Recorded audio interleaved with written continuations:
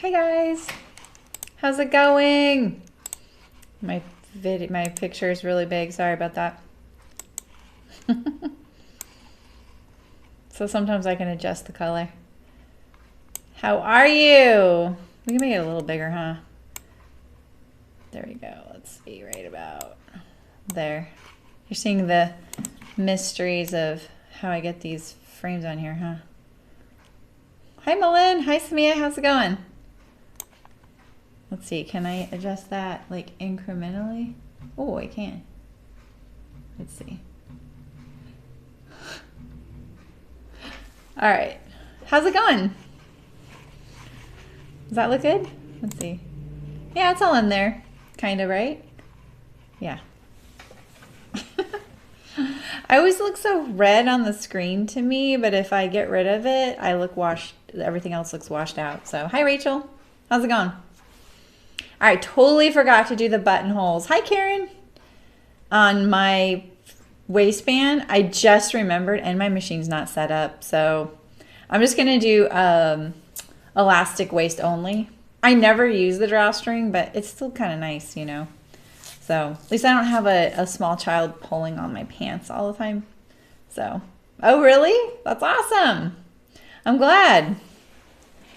These are a really fun pair of pants to make, and like I said in the cutting video, there's lots of ways to simplify it if you really want to kind of knock out a few pairs and you don't need all the details. 2 ways to backstitch. Is that a custom reverse button near the needle? Yes. It's not custom. This right here, yeah. So I have a big bar to the right that you see in the photo, like in the stream beginning and stream ending thing. Hey H dot, how's it going? But yeah, so there's a really, this is what I'm always using right here. Let's see if you can see it. I don't know if you can see it. It's right here. That's like, there's no way I can show you. So, yeah, and it's just like a little silver lever. I don't really know how else to describe it, but it's a quick tack, you know. And I'm pretty sure, Terry, that that's standard on these machines. I'm looking at my old machine because remember I told you my electronics blew up on that machine? I mean, the machine was like 40 years old. And the electronics broke. And so when they took the electronics off, I could still use the machine. It's totally fine. It just didn't have the auto thread snip or the auto back tack. I think that didn't work either. So I'm pretty sure all I could use was the big lever. There's like a big bar on the right here. Sometimes you see me use it. It's quiet. It's really quiet because like I'm pressing it now and you can't hear it. So it's different. So yeah. So yeah, I'm pretty sure that that's just, it's not custom. It's just the electronics thing. So anyway, in fact, let me see if my machine's all set up. I have auto back tap on right now, which I totally forgot about. Let's get rid of one of my glasses over here since that's right under the microphone.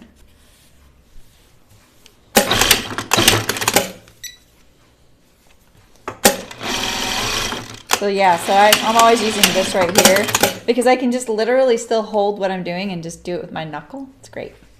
All right. And I saw one of you is getting a new, was that Brown Sugar and Coffee? She's got a new industrial machine. She couldn't join us. She was rearranging her shop or her sewing space. So that's cool. I love industrials. All right, so let's see. The last chat I see is Semia's I want to see the waist and the bottom. That's the last thing you guys said, right? Just want to make sure. I'm going to do the moth pair because I'm kind of the most excited about the moth fabric.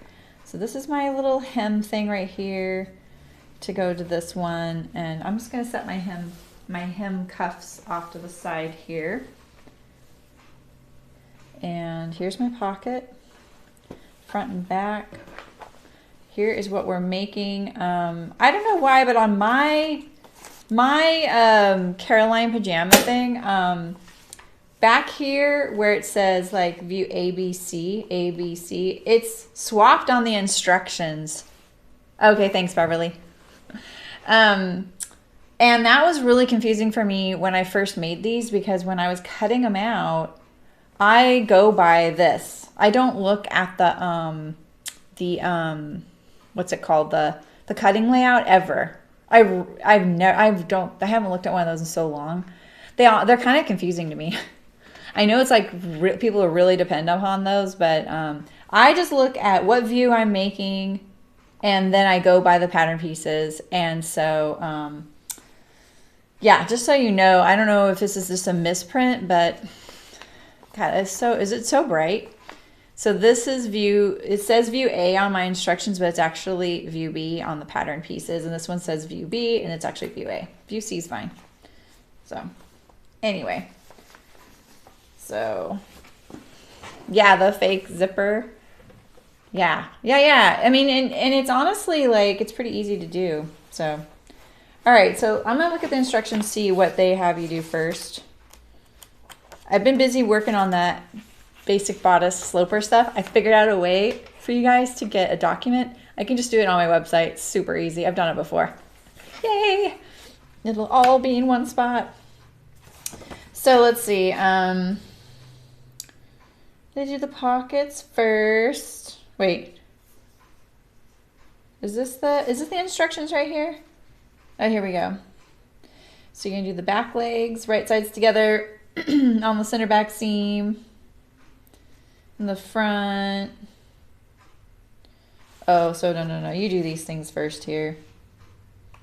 Pants pockets. Okay, yes, so pants pockets. I think these are just notes right here, and then right here is where you start. And the faux fly. Right? Yeah. Why can't I see all the chat? It's so annoying that my camera is always in a different spot. But if I move it... There. Is that okay? Yeah, right, Melin? I know. I don't sometimes trust the cutting layouts because I can get a better yield. But sometimes I find that those cutting layouts tip me off to, oh, I didn't realize that was cut 3, you know? So they are very valuable, very useful. Yeah, right, Beverly? I'm only using 1-inch wide elastic on these, on my jammies, because that's what I had before. So maybe it calls for something different, but I'm just going to do it. I have a ton of 1-inch, so I'm going to use that. Right, Jan? I know. Oh, it's hard to decide on fabric. So let's see. So this is like if you add piping and do French seams here, but I think we're just going to add the pockets, do the front fly. Yeah, because this is typically when you have details, like style details on your clothes, you do those first, like pockets and things like that. So let's see, is this my front or my back? This looks like my back. Oh no, it's my front. I can tell. All right, so let's put that aside. We're gonna do French seams today. I kind of like how my jammies are with the French seams. Hi, Siobhan. Nice to see you. You are just sewing up a storm lately. So cool, the things you're doing. I was just thinking about you today because, hi Nancy. We are doing a pair of jeans. I haven't mentioned this to you guys. We are doing a pair of jeans in, I'm not sure when. It might be December, it might be January. That made me think of you. I think you're gonna like them. They're the Deer and Doe saffron jeans, and we're doing them for Hearts fabric. So they kind of reminded me of you. They're pretty cool. I told them, I was like, do I have to model these? Because these are pretty skinny. All right, so we have our pocket facings here. And if you are using a serger, I did the pocket facing because I have to use contrast pocket lining here. But what I'm going to do is I'm just going to turn under this edge right here, top stitch it down. But you could serge it and just top stitch it down. So I'm actually going to tack this in a couple places, make it a little easier. I mean, I could do it right sides together, but figuring out how that lines up will be a little tricky. So I'm just going to go like this. Just going to turn it under. I gave myself a nice, generous 2-inch wide facing. Remember that? From the pocket opening. So you could iron this first too. That would be a little easier. Insert wink here. I can't wink very good, so. So, yeah, I figured out a way to make a document and share it in the project description on my website. So, I think I'll have all of that uploaded by tomorrow. And so then you have time to get your measurements done before we start doing the basic bodice and the sloper, or whatever you want to call it, sloper or basic bodice, bodice block. And I'm going to go over how to measure some of those spots because honestly, I've mostly done it on a dress form, and it's really easy on a dress form because the lines are drawn on there, and that's super convenient. And you know how, you'll see like tips on measuring. Wear a tight garment. If you can draw on your garment, do so. And we always kind of go, yeah, I'm not going to do that. Well, if you're doing your block, you might want to set yourself up to succeed. So find that garment in your wardrobe that's really fitted, like a tank top that's really tight, or a really tight bodysuit or t-shirt or something, and maybe tape on there so that you are consistent from the front to the back when you do it. All right, so now we have our pocket, and let's see, I'm going to French seam these, so I'm just trying to decide which stuff I want to do first. We're going to do this pocket right sides together.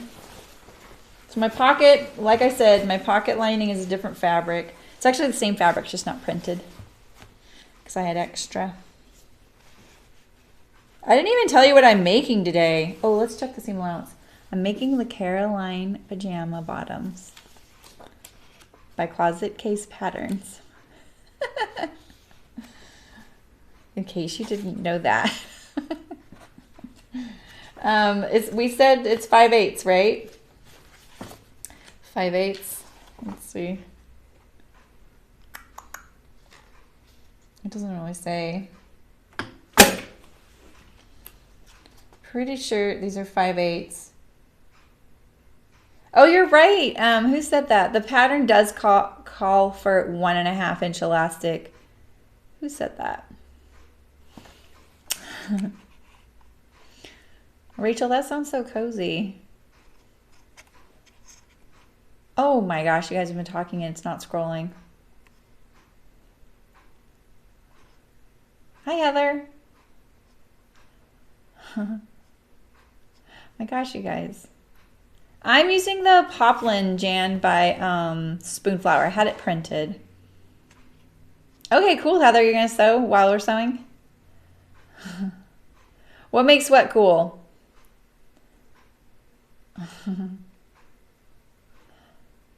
Oh my gosh, you're doing home renovations, Jan? Yeah, I saw Christy's been doing that too, plus she's selling her home.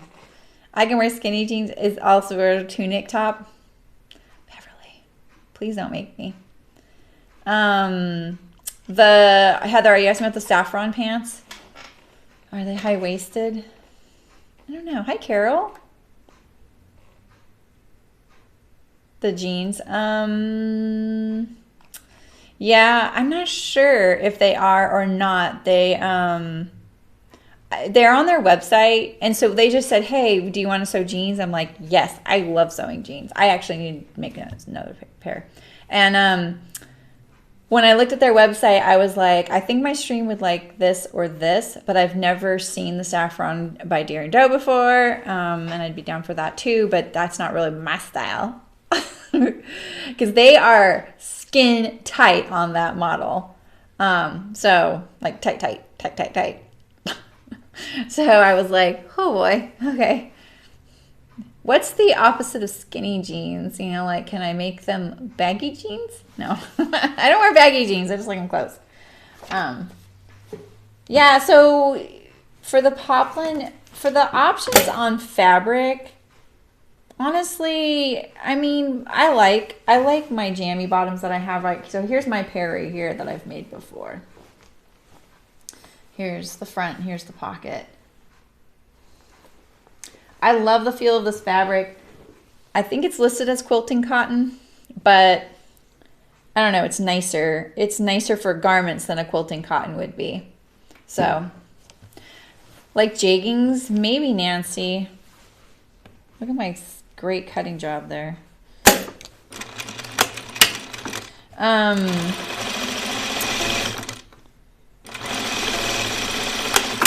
I was just really inconsistent with that seam allowance, wasn't I? All right, so I'm gonna do a understitch. So I'm gonna press the seam allowance towards the pocket, because when you understitch, you're always pressing the fabric towards the part of the garment that's not gonna be showing. I haven't made the Morgan jeans. I'm pretty sure Nancy has. All right, let's see here. I am finally over being nervous about doing the sewing block, because I'm kind of excited now. Now that like I'm kind of getting into it, I'm doing all the measurements. You guys are gonna have to suffer through a couple of bad sketches by me though. But it's really just like a schematic to help you measure. Oh, really, Nancy? Why do you like those in the winter? Why those Morgan jeans in particular? All right, I'm gonna do more like a 1/2 inch seam allowance, since that's what that other one ended up being. It's the pocket opening. It's not as crucial. 5/8 is so hard for me to do.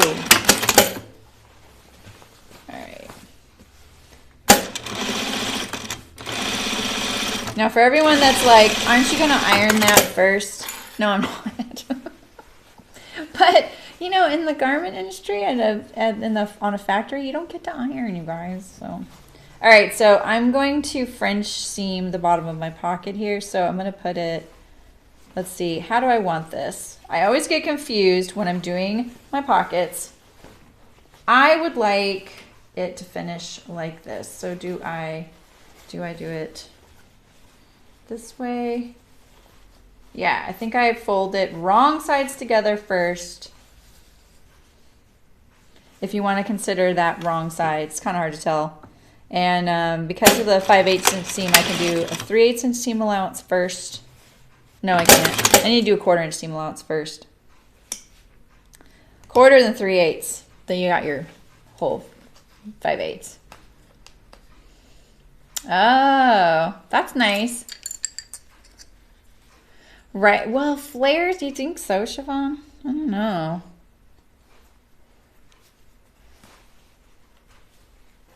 Oh, yeah, I could see that. I could see that that kind of jean would be good under boots. Oh, and the Morgans are non-stretch, right? All right, so 1/4 inch seam first.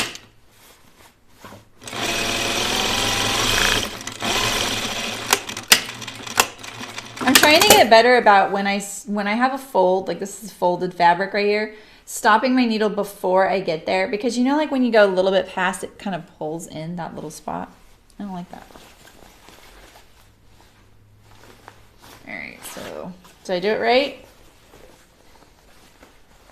I did, right? Yeah, okay. I will press that. All right, let's get this one. So that was wrong sides together first, right? Hi, Cheyenne. How's it going?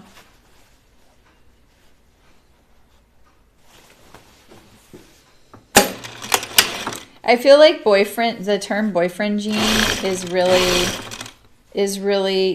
dates us, you guys, because now that's just very normal. And I don't realize that that's not, you know, people don't say that, you know. That's good. All right, let's iron these.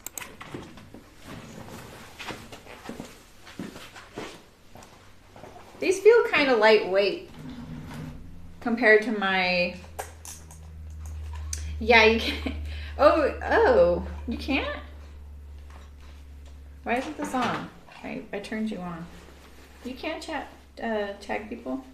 Hey, those of you who listen and like because you're driving or whatever, how do you deal with the data?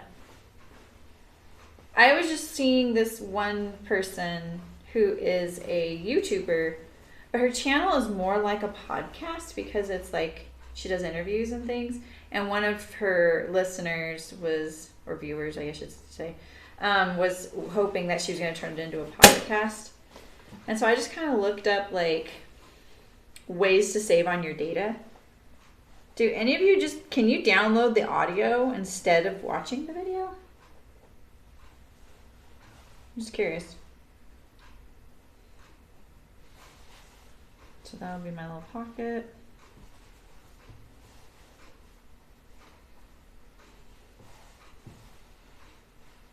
Oh, really, Malin? I mean, before, like, when I was in high school, women's jeans went up past your belly button. They, like, went up to the narrowest part of your waist.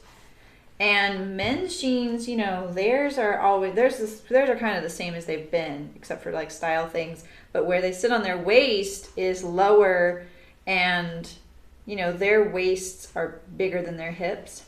And so when girls would try and wear their boyfriend's jeans, you know, it would be like this. They would hang really low on the girl because the hips, they would hang on the hips. And so that's where that term came from. My iron's not that hot, but I'm kind of going with it. This is so crisp. I'm actually thinking I'm going to stitch my pocket. I forgot. I'm going to stitch my pocket to my pants so I don't have to iron them.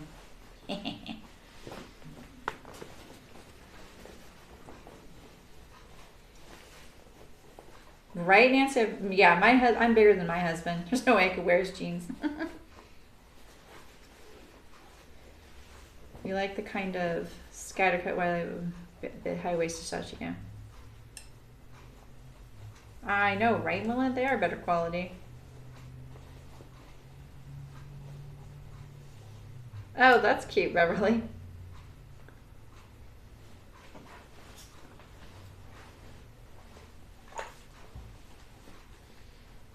All right, so I'm just kind of getting the fold nice and crisp right there.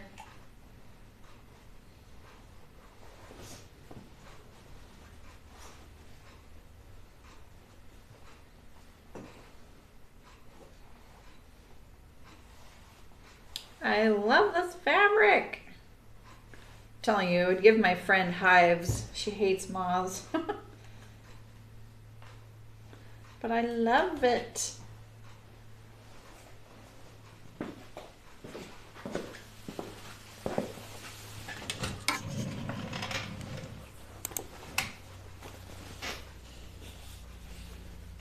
Really, Jan? When men's jeans got tired, they're buying women's jeans. Yeah, you sure did, Beverly. When did they do that? I'm kind of tempted right now to skip the French seam here and just do the stitching straight through the pants. I don't really need to enclose that if I'm going to stitch it down anyway. Let's make sure we got this right on here. So I'm just doing this so I don't have to iron my jammy pockets. So, oh, about 10 years ago. That pocket fabric, is it? Am I not going over it well enough? I'm sorry. I know, I feel like when your pocket is on the fold, for some people, like the fold right here, because it's all in one, for some people that makes it easier because they're like, okay, I didn't have to figure out what was the top pocket and the under pocket, right? But for other people, it makes it more confusing, so it just depends. Why would you even ask that, Heather? Why? What do you mean, why would I put pockets in anything? They are standard on the pattern, though. All right, so there's my pockets. Look at that. The no iron pocket. We'll see. Because they're jammies. Yeah, don't you like, okay, so my bedroom's upstairs, and so this is me. Bowl of ice cream, glass of water, and then I have my glasses and my phone. Those go in my pocket. Right? Or Halloween candy, phone, water, hot tea. Come on, Heather. Come on. Please don't tell me you don't use all those things. Like, at least the ice cream and the candy part. You just gotta take the candy out of your pocket pretty quick so it doesn't start melting. All right, so let's stitch this one down.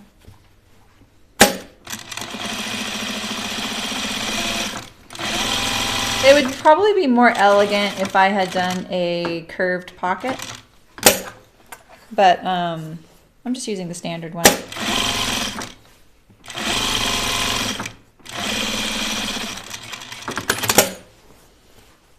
Right, Carol? You can see my point, maybe? Okay, glass of wine, glass of water, phone. Chocolate bar? Now am I talking your language? I really like wine, but it really aggravates my skin now that I live here. Okay, we have pockets.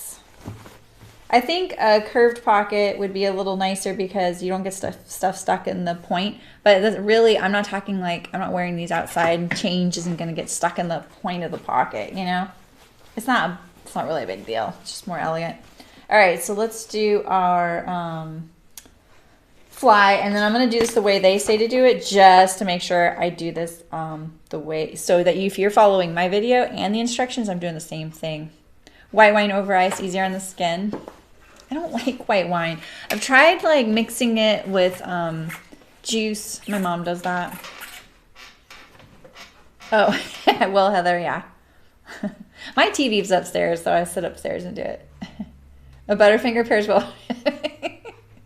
Rosé.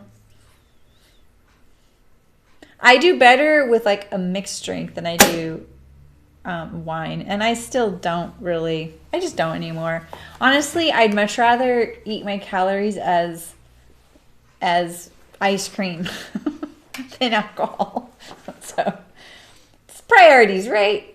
Okay, so let's do the faux fly. Let me make sure I got this the way they do it. Okay, base the straight seam as long as possible stitch. Wait, did they pre-serge? Yeah, I'm gonna serge this. It's gonna be the only thing not serged, but you don't have to, actually. How did I do this one? Did I clean finish it? Yeah, so I clean finished this fly. You see that? I think that's what I'll do. I'm gonna clean finish it. No serger necessary. Yeah, right, Carol? I know, and it has started kind of, it doesn't upset my stomach, but it's more like whatever I ate just sits there. Yeah, so if I have wine, I have to have a glass of mint or a cup of mint tea afterward, because it makes it easier. Priorities, right? I also just don't, since I don't drink much anymore, it doesn't take much to make me feel either sleepy, you know, or just feel the effects of it. And I just don't want to feel that way right before bed. It's just not my thing anymore. I don't know. I wish I was, because I feel like when I'm with people and they are having a glass of wine, and I'm like, no thanks, I don't want them to think I'm judging them, because I would totally drink that wine, you know? Right, Beverly? Exactly. Yeah, I mean, that's true, Carol. That's not my problem, though. I have rosacea. But those sulfites can bug you anyway, even with the rosacea, you know? Like, maybe that is what's bugging me. I don't know. I don't really know. I just don't do it, you know? All right, so I already snipped my thing, my little notch. So this is one thing I've learned from doing zipper flies, is there was a little dot here on the pattern, and you usually have to snip right up to it, and I already did that. So let's see, I'm going to sew these wrong sides together, then right sides together. But I'm going to do the, let's see, do I do the basting stitch first? Let's see. I think, let's see, let me look at this. Let's see, if I do, okay, so I think what I can do is, let me just walk through this. I'm pretty sure this is the right way to do it. So because I enclosed my seam allowance on that one, I'm gonna do the same thing on here. So think of your fly as a center front seam. So if you don't want this, just cut it off and then just treat your fronts as you do your backs. Okay? You don't have to have this fake fly. No one can see it, but it is a great way to practice. So I'm thinking that if I glue wrong sides together and then right sides together, and then I'll do my basting stitch. Right? Wait, no. I know what I do. I'm gonna do this wrong sides together. I just unthreaded my needle.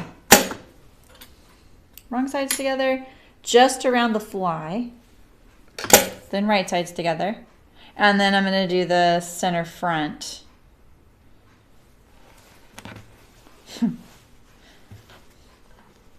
I want to do this correctly the first time. Because if I do this first, and that's sewn, let me just sew this with pins. Okay, so we've done this, and we've done this. All right, and now we have our front. Yeah, see, I can't get in there to do that. All right, so.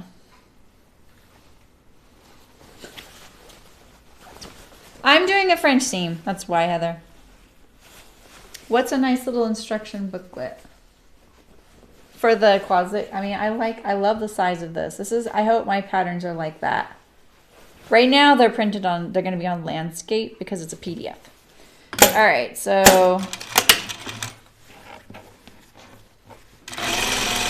let's try this. I'm going to go all the way up to the pivot here. Right? And then wrong sides together. Let me iron this. Yeah, this way, Heather, you don't have to have a serger to do your fly because it's fake anyway. I'm not going to trim any of that because just in case I need to undo this, but I'm pretty sure this is the way I do it. Alright, so let's just iron this.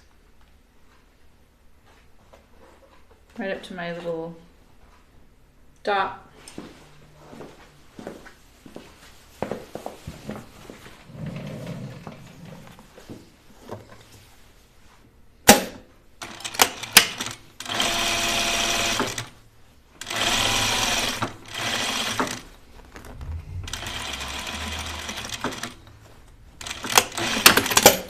Okay, so now you have your center front, and here's the notch right here, and you have this. So I'm actually going to do the fly rise right here, wrong sides together first,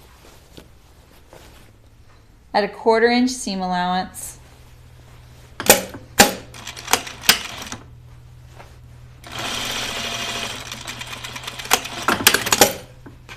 And now I'm going to finish the whole thing.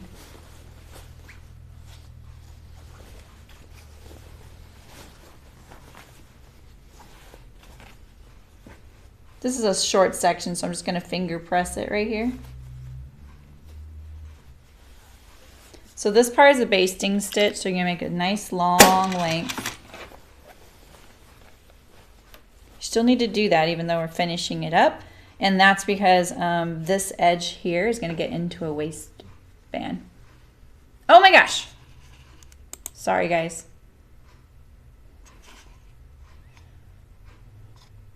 Sorry. Okay, so what I did was I just sewed, after I ironed this right here, I stitched it at 1/4 inch seam up to the dot right there again. And then I sewed my fly right here, wrong sides together, turned it to the inside. So now look at this, I have this all ready to go. So now I've made my stitch length long. I'm gonna do a basting stitch only to this point right here. Sorry guys, I was really focused. So you need to make sure that you enclose this cut edge here in this seam now. Just go straight down. And straight down.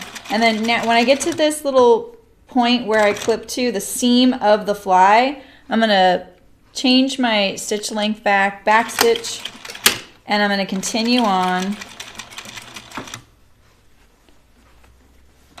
enclosing that seam just like that. Let's see, looks like I got it. I think, you know, it'd be okay to kind of make sure you get this right here. I'm also going to top stitch it. So here we go. Here's our front fly now. And now you're going to press the fly towards the, it's that way, right? You love it when I get in the zone. Oh man. It's not good, you guys. I love being in the zone, but you know. Okay, so I press it that way, right? Let's see. Yeah. Yeah, so press it that way, your fly. This is so much easier than a zipper fly because you don't have to worry about hitting the zipper. And you could, for these jammies, I'm going to stitch this on the back side. Whereas on jeans, you always stitch from the top side, and it's a little harrowing because even though, like, if you follow my tutorial, you're not going to hit the zipper teeth at all. You're not even going to worry about it. But at the same time, you still have to sew it from the top, and you can't see this edge here, so you have to feel for it. But on jammies, what the heck, you know? I'm going to sew right from the back side all the way through all the edges. Okay, so now I have my fly stitched down on this side, and then I'm going to, do I have a little bit right there, or is that just ink printing right there? Yeah, see, I think I can get this a little closer right here. I'm gonna get this a little closer right here. It's a little late, but you know, I'm just gonna make sure right here. I don't think I actually changed anything when I did that, but now I'm going to top stitch my lower crotch seam right here.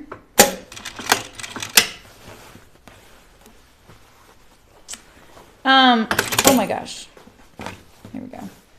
The Walden, you know, is that one of their last print patterns, Siobhan? Because all their patterns are their print patterns are 60% off right now. And I wouldn't be surprised if that's one of them. All right. I'm not sure how close I followed the instructions, but I'm hoping I did. All right, so now you can take out this basting stitch right here.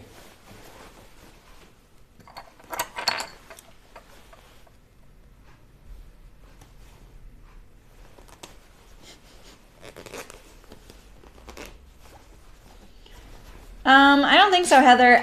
My jeans are all on the other side as well.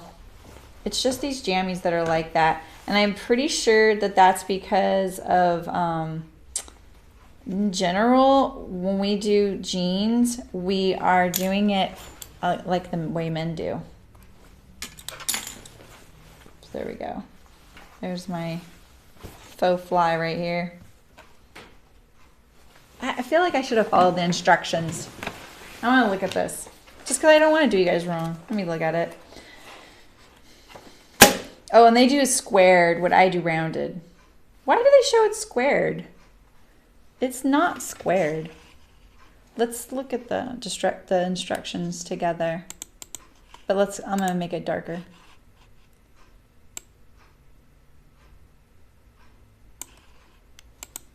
That better?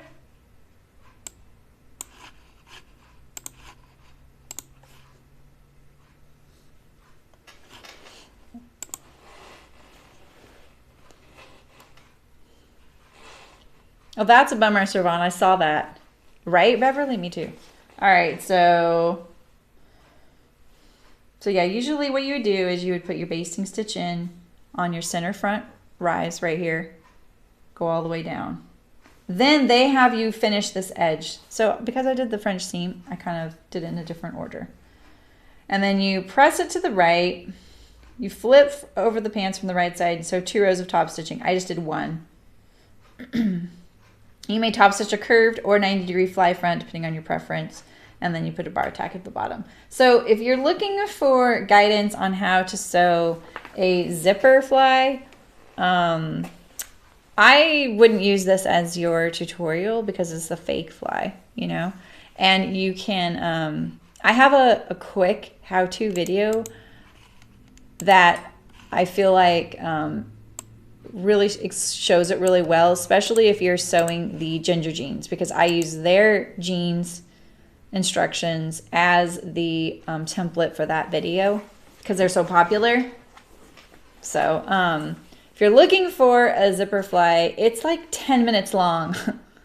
So you can do it. Like I would just cut out a bunch and practice. All right, so here's our fake fly, right? So I'm gonna stitch it down so I don't have any little mishaps later and get it. All right, so now your front's done. And now we're gonna sew our back seam together, the center back seam. And then we sew our pants together. And then, oh, this is right. I was really cutting it close on the fabric here. We can leave this wrong sides together, actually, because we're doing French seams. They don't do the cone of cotton anymore on Spoonflower, right? Awesome, Jan. That's great. Oh, good, you guys. Yeah. Yeah, I actually agree. I feel like that's one of my tutorials that it works great. I thought I switched my length back. Didn't I switch my length back? All right, so I'm doing 1/4 inch seam.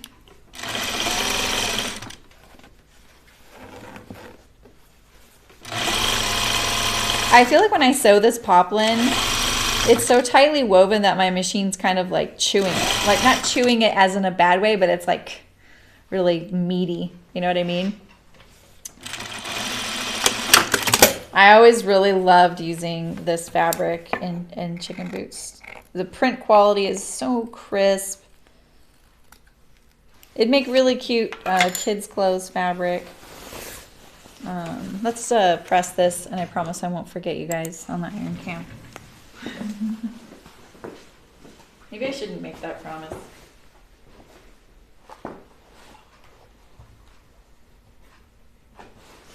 Let's do it from this side.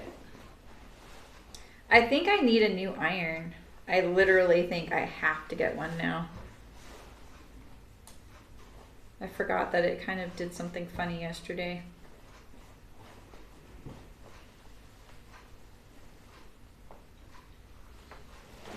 I keep seeing all these people sponsored by the Aliso iron. Do any of you have that? Is it good?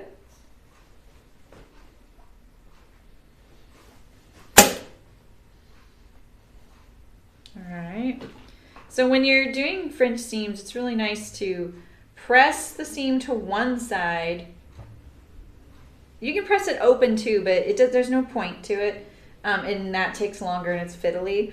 And then you press it on the seam. You'll get a much crisper edge, and it'll be more accurate if you do it that way.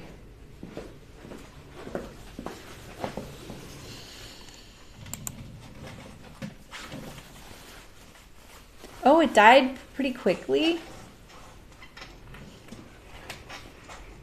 Oh, see, you guys have different.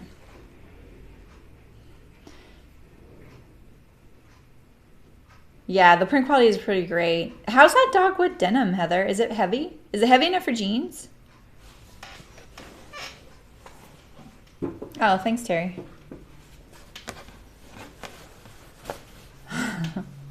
What died? Sounds like her Oliso did. The lift mechanism stopped lifting. Oh. Yeah, because everyone's been posting it, I'm kind of like, But that doesn't mean it's, you know, the thing to have.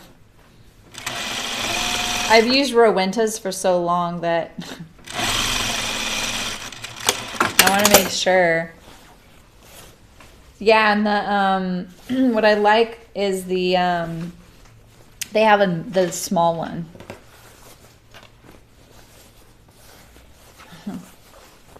You replaced it with the one I have? Yeah. I have 2 of these. I'm about to go buy another one because it just works so great. It's so heavy, you know. I'm going to top stitch my center back seam. Why not, right? That iron seems kind of gimmicky to you. Well, that's what I'm wondering. But I think that there's people in that little sewing thing I go to on Fridays that have them. They have the small one. And then someone else was saying how at one sew thing she went to, so many people had those and they all had them at their little sewing stations that they kept tripping the circuit breaker. I thought that was kind of funny. All right, so now we have our back. Heather, you could put back pockets on too, so then you could be all pocketed up.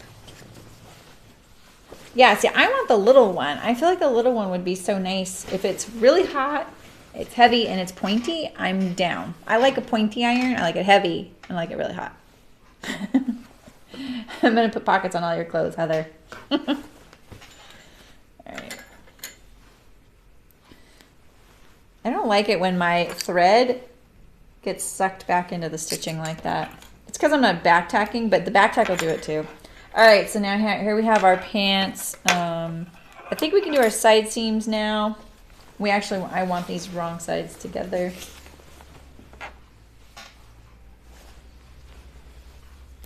I'm trimming my threads as I see them right now. Might as well.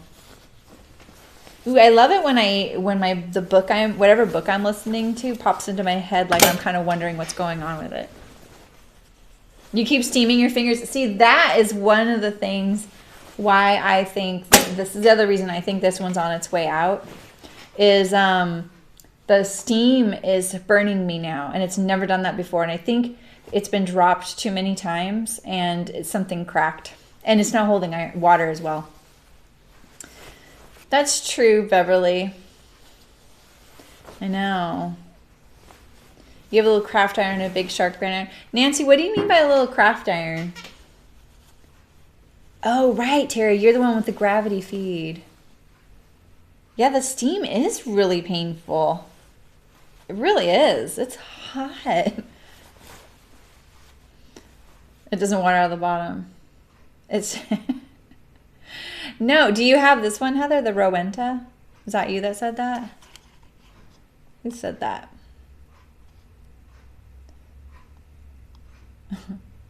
Oh, Karen said that, yeah. You do? Yeah, so mine just started doing that, and it's coming out of the top left near the point. The steam's pushing out, and it's right where my hand is. No, it's not. It's never done that before. Not for me.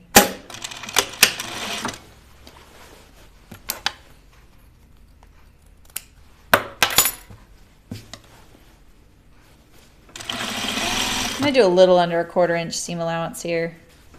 I'm tired of having to trim too much, you know. It leaks and it burns you. How long have you had yours, Heather? I've had mine for a long time, both of them. Probably both of them more than 5 years.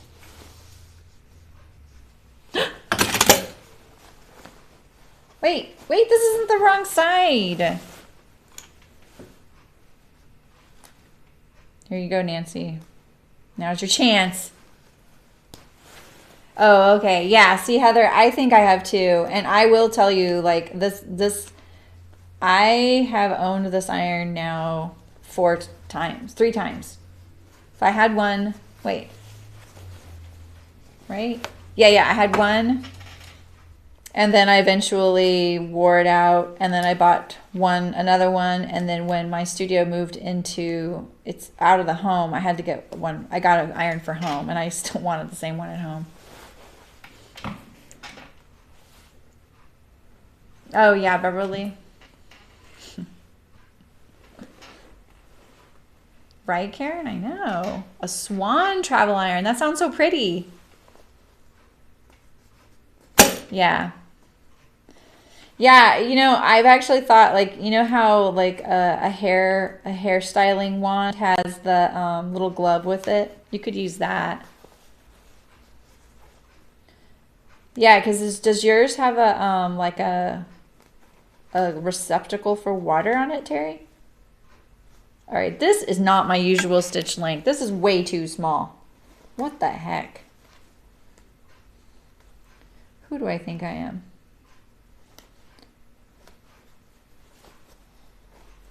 I hate it when I don't get it adjusted back the way I had it.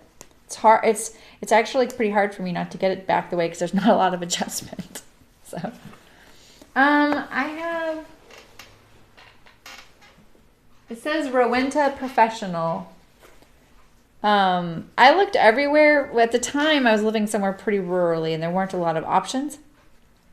But I actually did kind of look everywhere when I moved here, and this was the best one, and I got it at Target, of all places. So,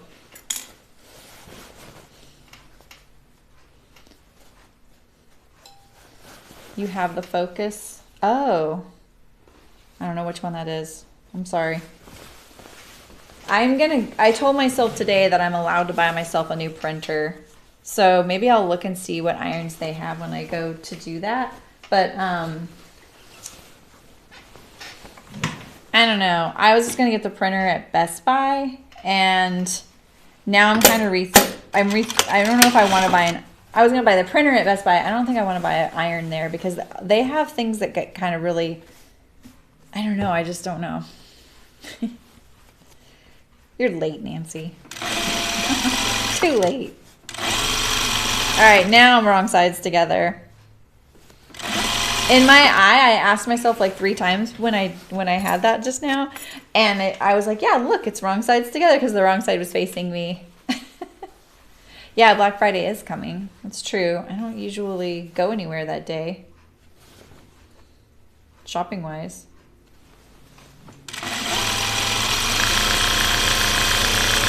I'm doing this a little under the 1/4 inch just because I just, you know, I'd much rather do the next one bigger than have the little fibers stick out. Lucky for me, poplin doesn't, it's not very thready.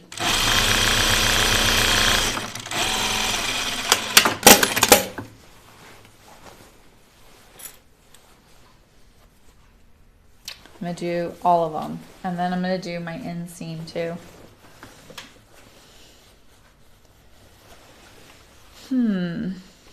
Terry seems to think so, Karen.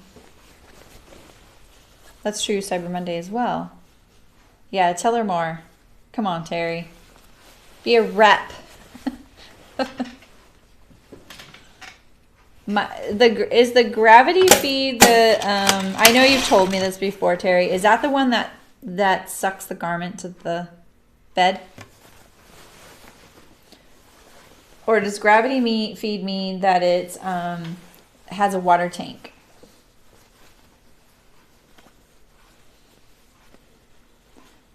I remember her posting, like when she was looking, I remember when she was shopping for it, and then she was kind of keeping us updated. Now she's having to tell us all the information again.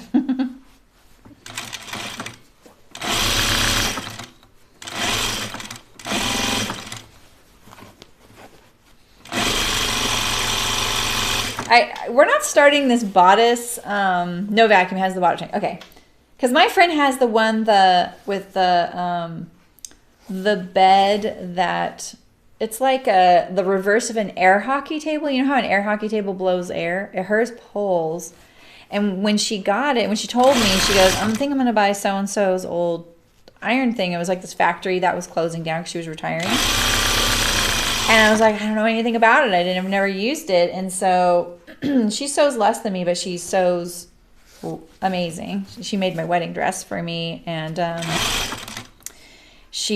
when she does something, she wants to do it really well.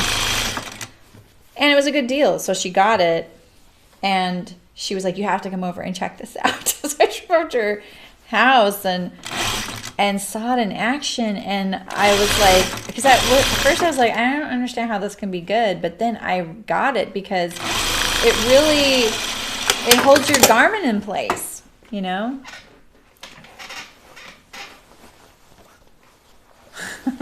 Oh, that's funny. That's funny, Karen. All right, I'm doing all my seams right now. I probably could have done both my jammy pants together, huh?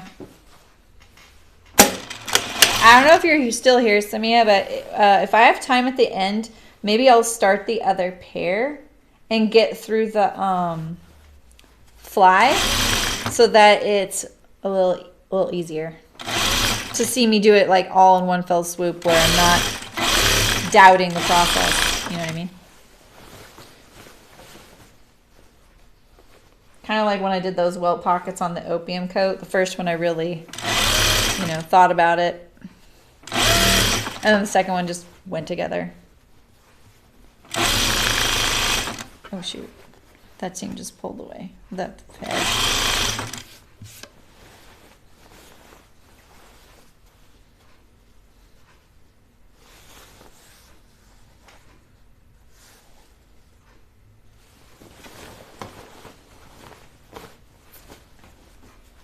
Here's my rise seam here.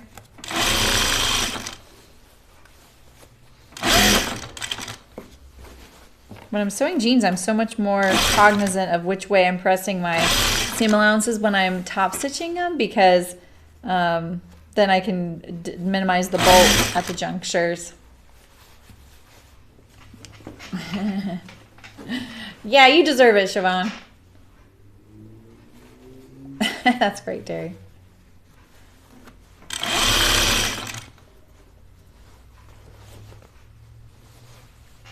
And you're interested in how these cuffs go together, right, Samia? They're not like a traditional like cuff that folds up. You know what I mean? I remember when I first started doing men's tailoring, like I worked at a shop. And I think then maybe the trend in menswear was cuffed pants. Remember cuffed trousers for men? That doesn't even seem like a possible thing right now. That's so funny. I can't imagine a guy walking around with cuffed trousers right now. But that was a thing. And I just remember drafting the patterns for it was always really confusing because you did this like funny little origami folding thing. And I was like, really? Okay. All right, so I have my side seams, my inseam, and we're ready to kind of trim these up and then iron them. I'm just gonna look these over. I don't want any of these threads poking out. Mostly they're at the pocket area.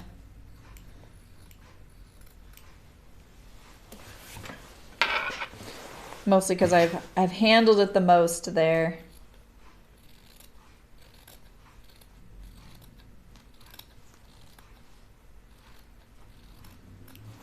All right. Let's see.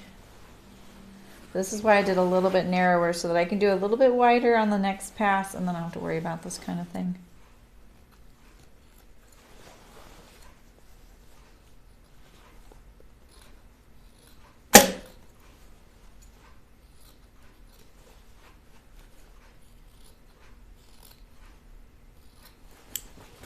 Easier with a rotary knife.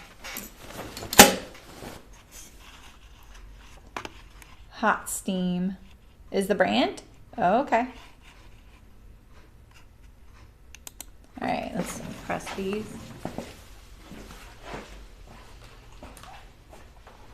Yeah, this is the one I have, Heather.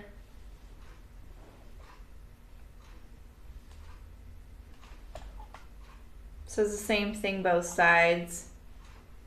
I would like this to be sharper, but this is pretty good. I like the narrow point, but the steam right now lately has been coming out right here, and it's somehow it's leaking water occasionally. So it's bound to happen that you're going to drop your iron at some point, and mine got dropped a couple times. It's just, you know, between the cord and, you know, things, life, me being a klutz.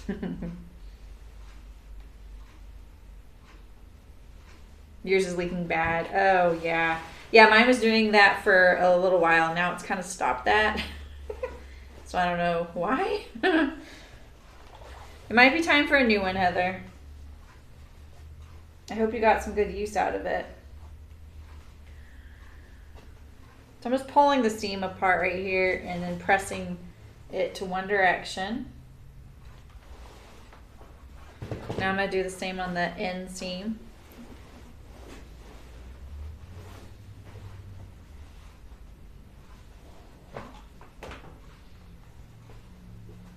Doesn't matter which direction you press it.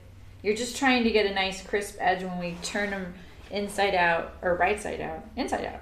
And get our, where we're going to sew the French seam at.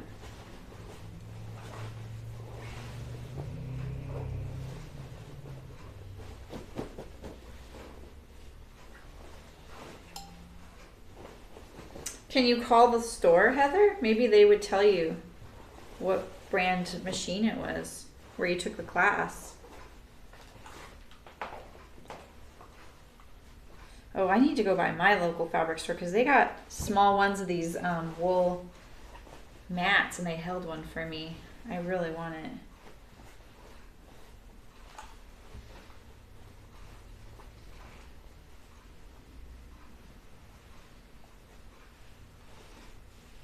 All right. Do you mean the print, Nancy, or the fabric? Because they're looking all crazy pants to me right now. They're not looking crazy pants to you?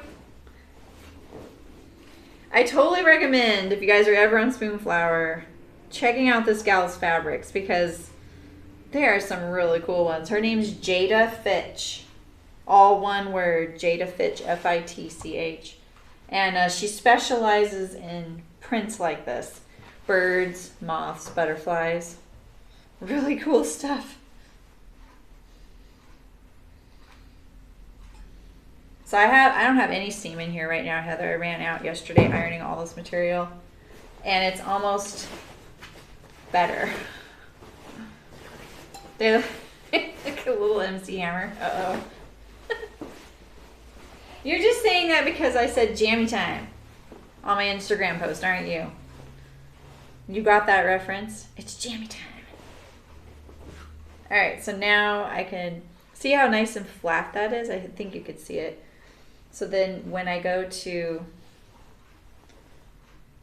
press it on this edge, it just wants to go right onto that edge a lot easier because we pressed it open. It's an extra step, but once you start doing it, you're like, oh, I really like that. I don't really like trying to fight getting this seam right on the edge. So that makes it a lot easier. Great minds. I was wondering if anyone would get it. It's jam time.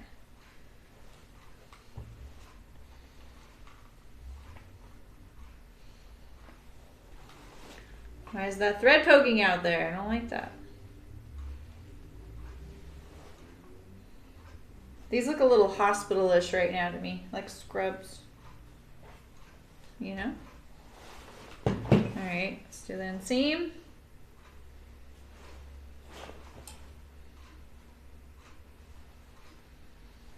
The front pant's always narrower than the back, and it's always so awkward when you're trying to get it flat.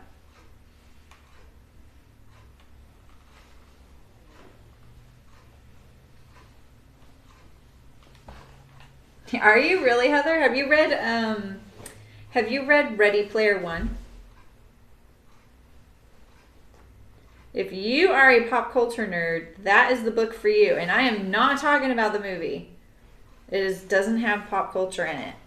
And that's what makes the book so amazing, is all the pop culture in it, which I actually almost didn't read. And a lot of people say this in the review. They're like, I didn't want to read this because I thought all the pop culture was going to go over my head because I'm not a nerd about it. And you don't need to be, but if you are, you're going to it's going to be a treasure trove for you. So good. It's a shame the movie couldn't do that part of it, but I'm sure they just can't get the license agreements to do all that stuff. He wrote that book without worrying about that, which is so nice. So many people, I feel like, write books now as if it's a screenplay, and it just doesn't, it's not the same, you know?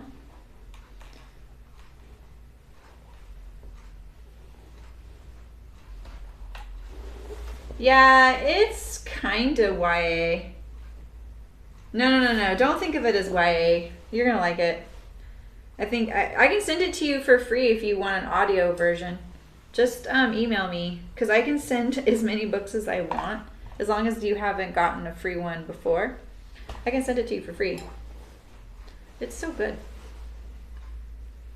And I'm happy to do it. I've sent that book probably 25 times to people. If Audible's keeping track of who has sent the most of one book, I bet I'm in the running for one. That one and White Fragility. I love that book. And I've sent that one a few people too. Okay, I did that one and I did that one, right? Yep, I just need to do this one now.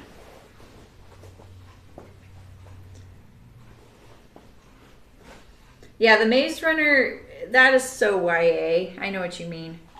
Maze Runner is so YA. It doesn't have that kind of like, you know, Hunger Games-esque.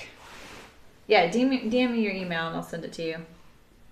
I listen to that book all the time. I just have it always on. I love it. So good. So fun. It's an adventure. You have people teaming up together. I love that kind of thing. And then all the pop culture stuff is so good.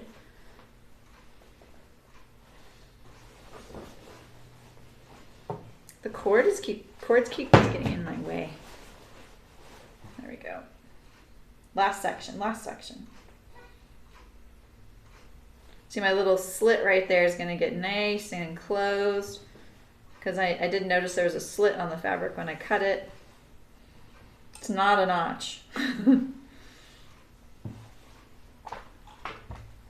Yeah, right, Heather. And Twilight, I read all those too. I actually didn't read all the Maze Runners. My sister did. She really liked those. Yep, I'm doing this so that when I go to sew the French seam, it's easier. Because when you don't do this, and I used to not do this, I will admit, but you guys make me a better sewist. It's hard to get a nice crisp edge, and then part of it will roll, like the front will roll more to the back, and then your like seam is kind of like this. Right, a cordless would be nice. I've had a cordless iron, I feel like. Or I used one somewhere. So this way, it's just nice and flat. I don't have to worry about it.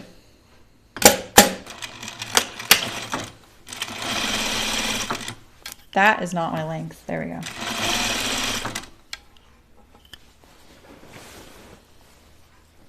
Oh, really? That's cool. She talked about Robert Pattinson? Why would she talk about him? That's so funny. I saw he was in something. It took me a while to realize he was Cedric Diggory when I was a Harry Potter nerd. When I was watching those Twilight, I was like, why do I know him? I feel like he's always played a dead person, unfortunately.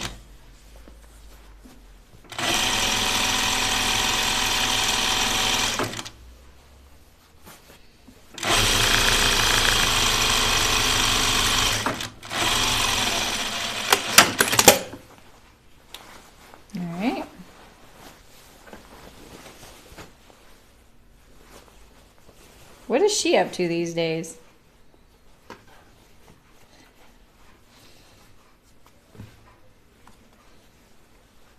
I loved the whole Hunger Games. I loved those books before they were movies, and they were intense though.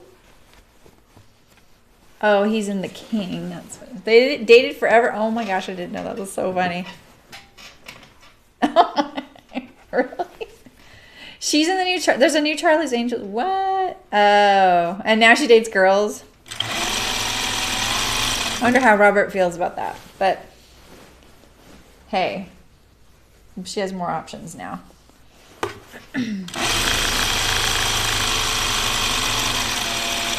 The King. I feel like, what's The King about? Because I feel like I just saw him advertised in a movie, but I don't remember what the title of it was, or it was a series.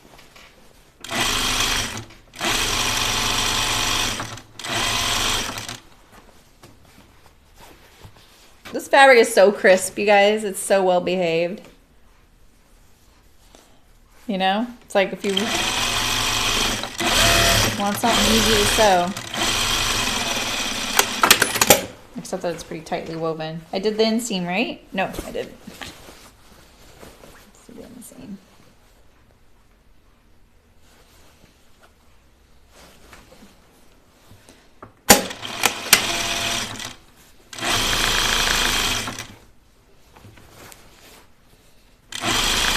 I saw Ray was watching, or she watched the recap. If you're watching, Ray, we say hi. I always love that she tries to catch up. So cute. This was bugging me when I ironed it. Try and get this right on the edge.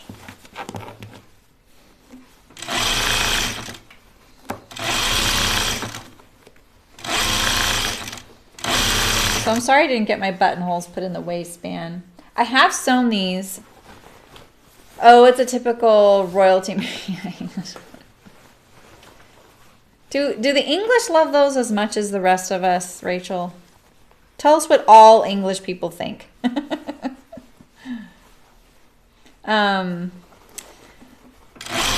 I actually do love the touch of the waistband having that drawstring, so I just completely spaced that I needed to do that. I need to start making myself a little list so I know to prep things, you know? Oh, really? How that was funny.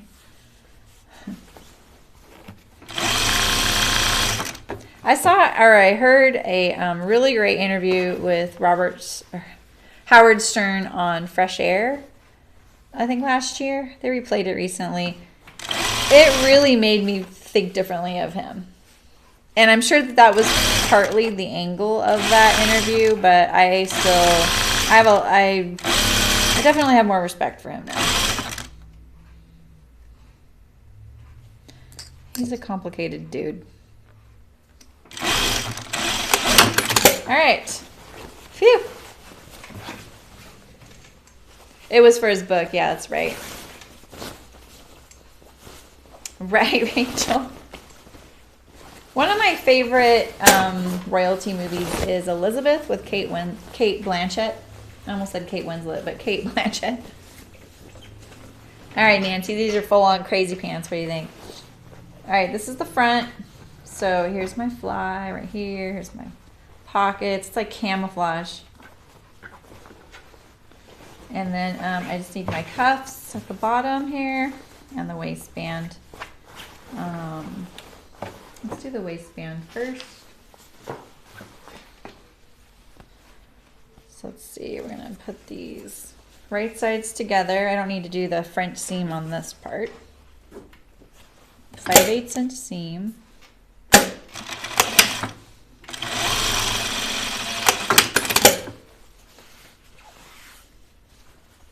Totally yanta. I don't know what that means.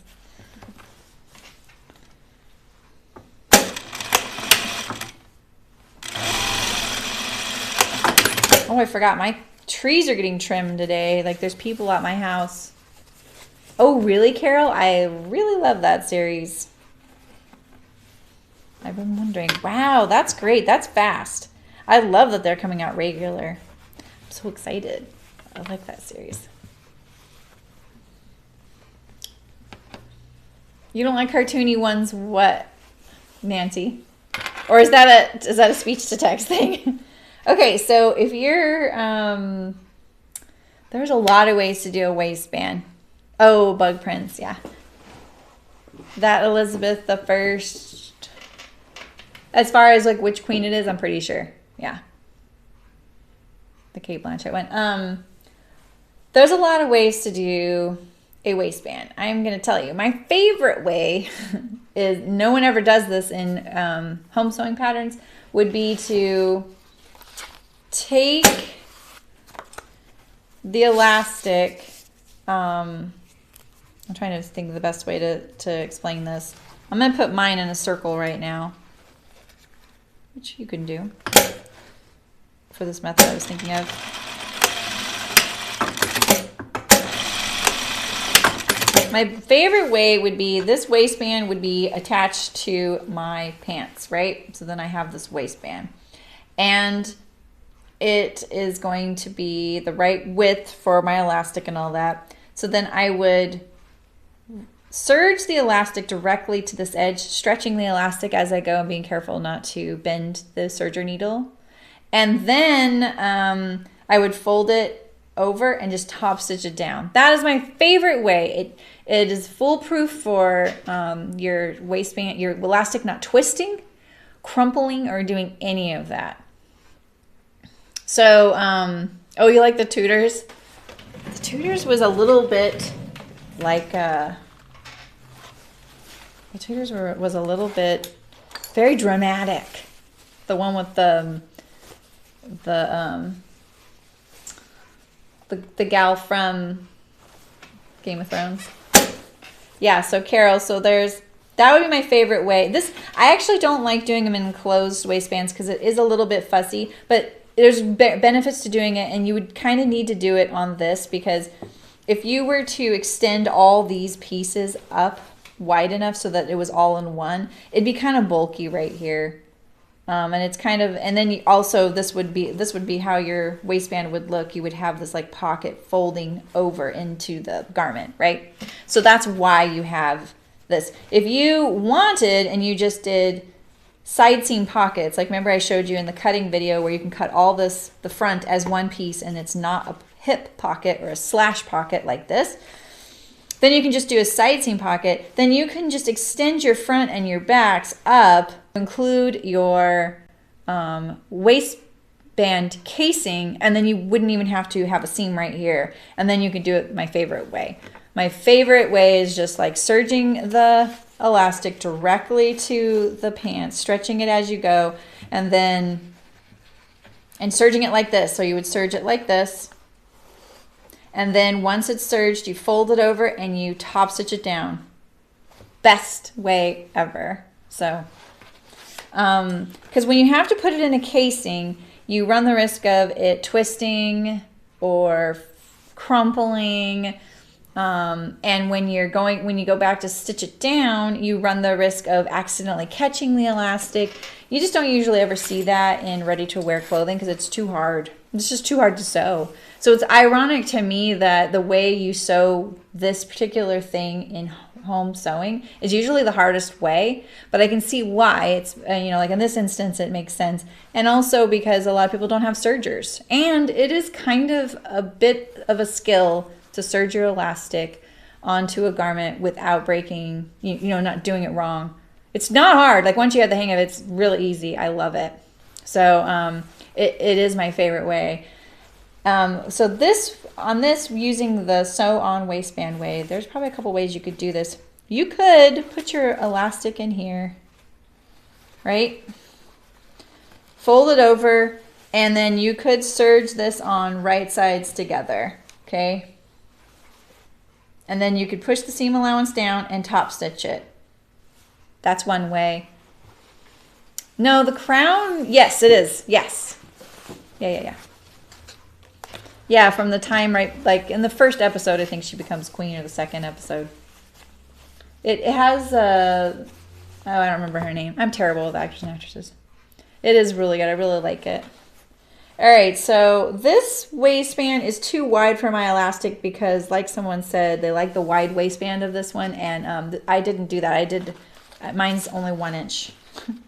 So I'm gonna cut my waistband down. I just need to be able to get past my elastic right there so I don't accidentally catch it in. Bye, Siobhan. Tyranny has arisen. It's great to see you too. I love seeing all the things you've been making lately too. Oh, it'll have different actors, right? Because they're aging. Is that why? That makes sense. I need to watch the last season again. All right, so in this one, you sew this right sides together, put your elastic in there, you fold over on your waist, and you clean finish it. So I'm going to do that. I'm pretty sure that's the way the instructions say it. I'm going to do it from the inside to the outside like I always do. So, but I am probably going to trim down this waistband because that is pretty wide right there, the seam allowance. Just want to see how much I should probably cut off. So it's like 3/4. So it's basically, it should only be, you know, the width of the elastic too wide. So I think I'm going to trim off 1/4 inch. Let's see. Is that really all I want to trim off? Make sure. I'm going to be able to sew that right sides together. If I use 5/8 inch seam allowance, which I will. Helena Bonham Carter. Really? Oh, okay. Claire Foy, that's her name. I like her too. Have you, her and who plays her husband, the king in that, Carol, have you seen the Graham Norton show? It's a English, like variety, not a variety show, but like an interview talk show.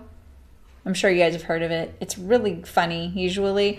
Those two are on it, and they are like giggling teenagers on it. It's really funny.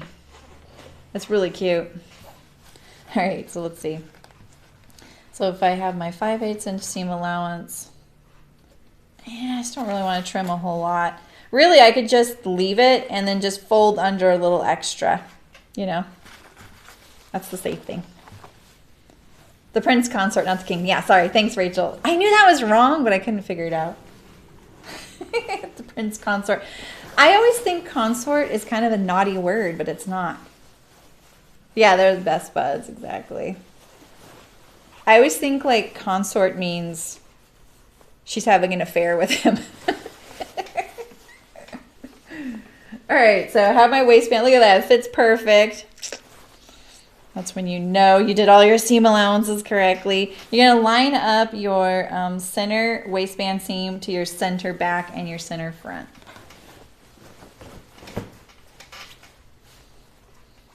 This is basically why you can have 2 waistbands the same size. Gosh darn it, fold down. All right. So, oh, I know why. That was a sewing fairy telling me I'm doing that wrong. All right, the way I'm going to do this is I'm going to do it right side of the waistband to the inside of the pants.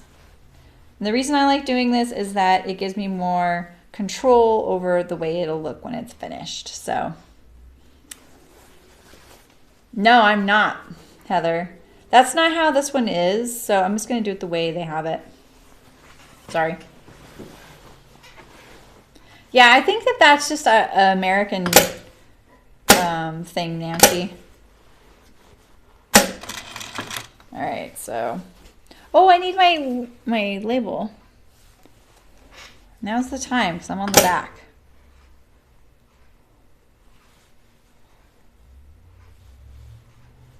Right about there. Yeah.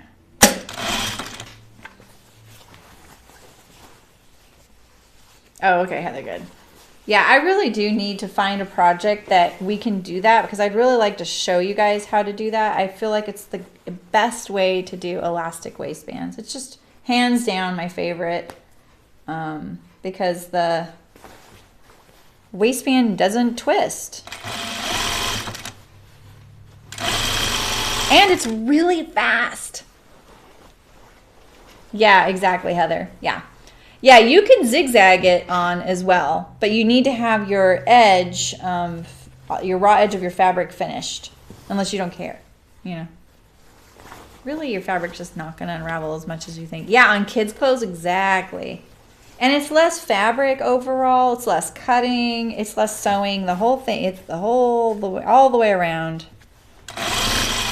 Dang, I know this is going to sound like I'm a bad sewist, but I never really expect my notches to line up because I'm always modifying the way I sew things. And the fact that all these notches are lining up perfectly. At first I was like, oh, this is great. And then now I'm like, ooh, is that a good thing? When you're suspicious because everything's going okay.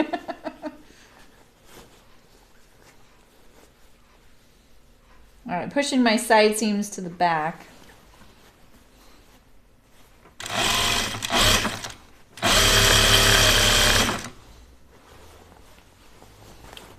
I did the size 16.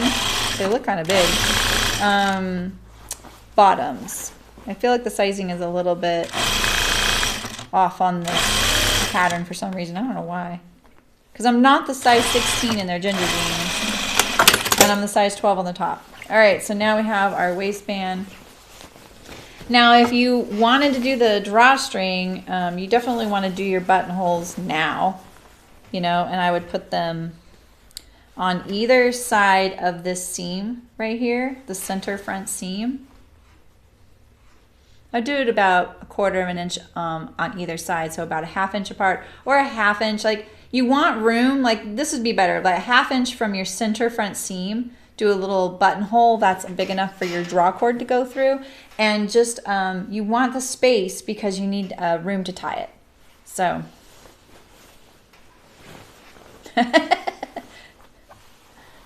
Well, Heather, do you ever watch me cut things out? Because I often don't notch things because I'm like, I don't need that. And then I'll be over here and I'll be like, gosh darn it, I need the pattern piece because I can't figure out why I need this notch. So, I mean, I notch where I like center notches and I like guides, but like I didn't need the notches telling me that this pocket went to the seam and it ended right there.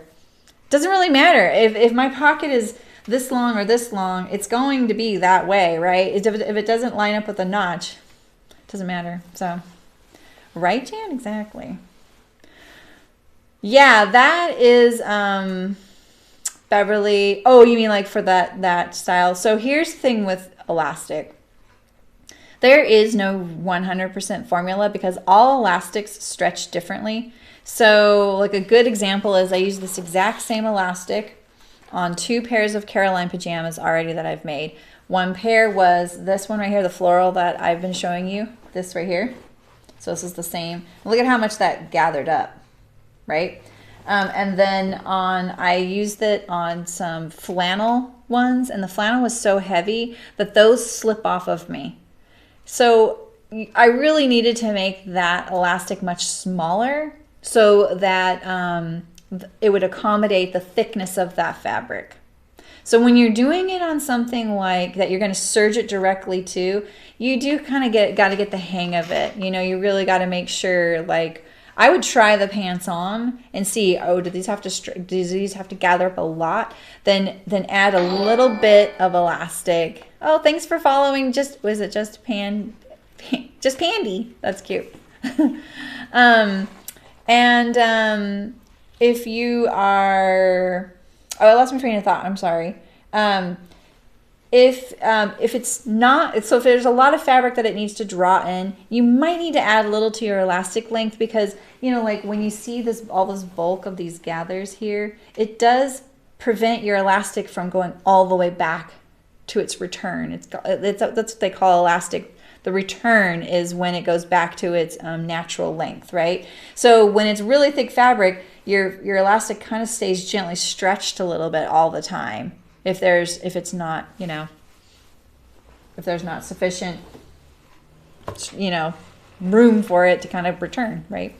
And when you're using it on the serger, your elastic does kind of constantly stay you know, stretched a little bit. So there is that kind of learning curve with figuring out what elastic measurement you need to cut. I used to always have good luck with it, and then I just stopped having good luck with it, and I always have to check it now. So it's just one of those things. I really like braided elastic, but if you read the description of braided elastic, God, can you even see that? Let me see if I can just brighten this up so you can kind of see what I'm talking about as far as braided elastic goes, because I actually really like it, but if you read its description, it's supposedly not good for applications that I use it for. So let's see.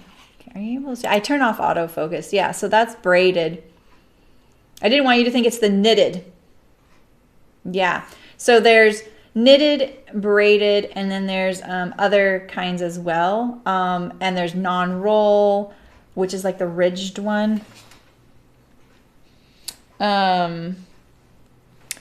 There's jacquard elastic. There's like soft elastics. But my favorite is braided. I find that it maintains its integrity the longest. It's stronger, and it also doesn't fail. And if you nick it a little bit, that doesn't compromise all of the elastic, whereas some things will start falling apart. So I don't know. I'm not an expert in elastic. I am an expert in elastic that's worked for me when I had chicken boots, because we had a few products that would elasticize shut and the elastic was exposed. I used to, like on a couple of them, I would actually cover the elastic up, kind of like a scrunchie, but that was so labor intensive. It added so much to the cost of that product, and the product couldn't bear that much cost.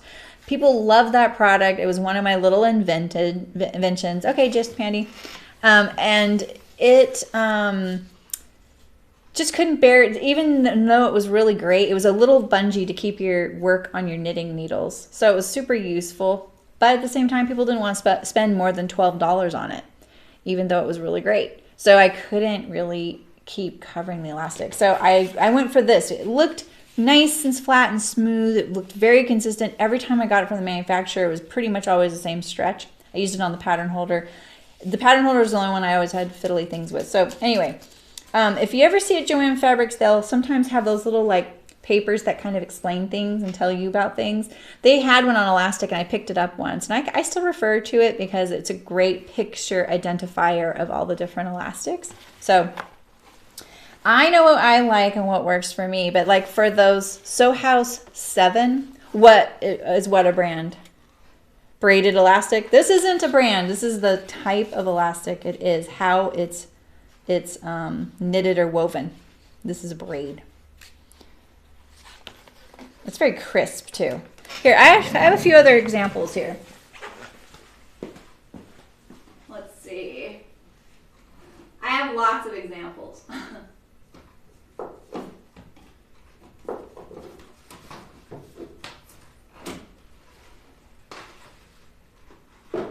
Oh, and here's my little thing.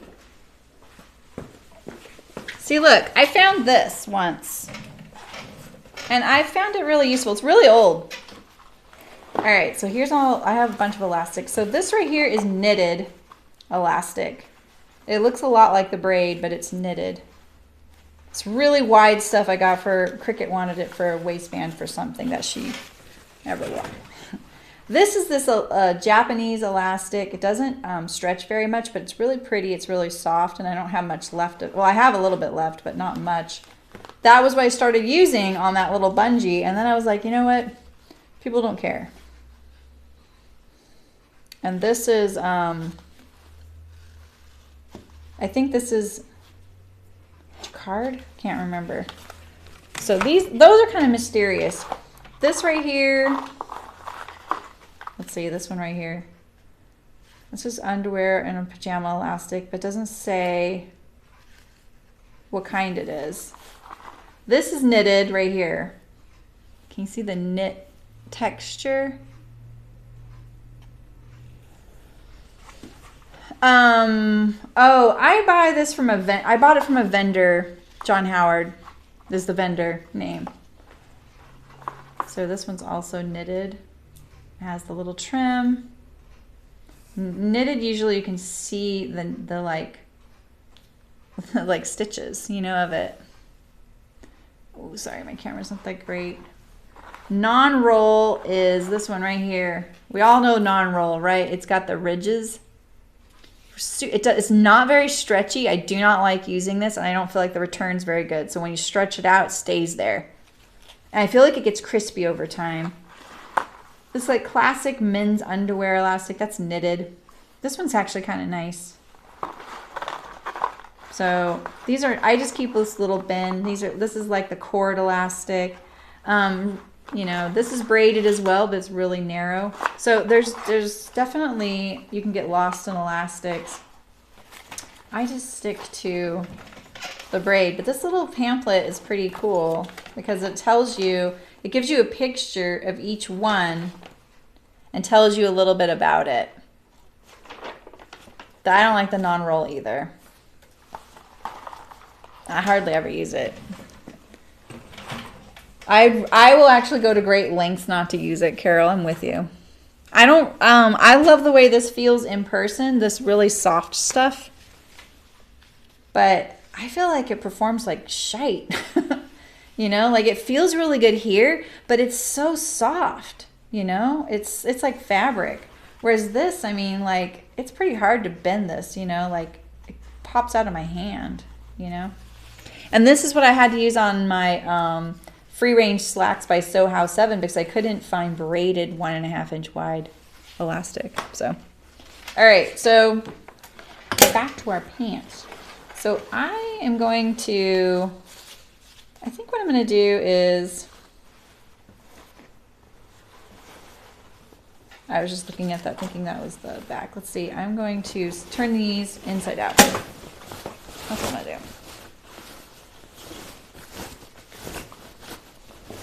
So yeah, so I find this next step super fiddly.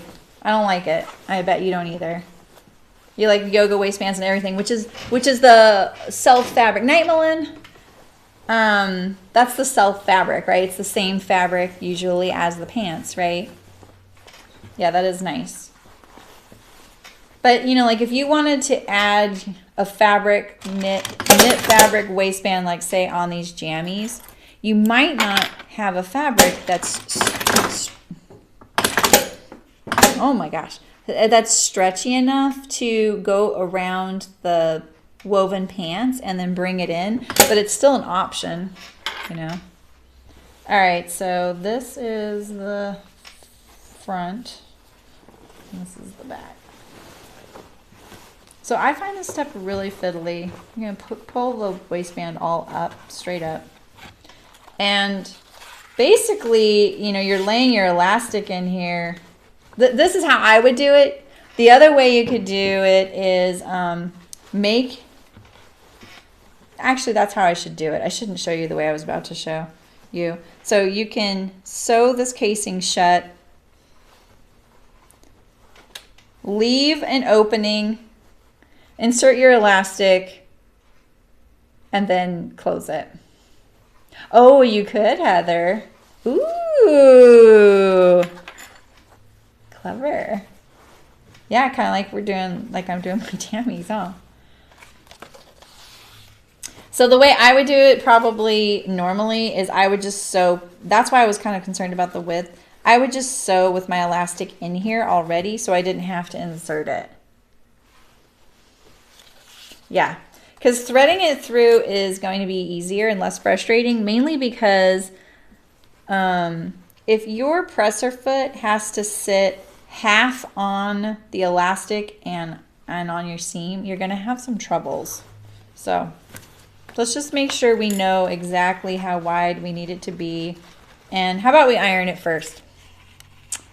Just to be good sewists. And then I'll take out this circular stitch here too. I don't really like you taking out stitching on elastic because I don't want to nick the elastic at all. We'll just take this apart.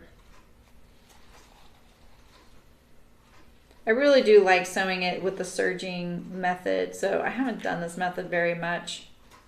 It does result in a really nice, clean, finished waistband, you know, that looks good on the inside. So there's advantages to it. When you end up sewing your elastic in a circle, make sure you do what I did and put 2 rows of stitching. Don't just do 1. It's not enough. You have to do 2 because that 1 will bear all of the force. And when you have 2, it's kind of, they're helpers for each other. And I really say that seriously. All right, let's put that over there. Oh, actually, I kind of need it. So let's just iron up our waistband first. Look at that huge seam allowance.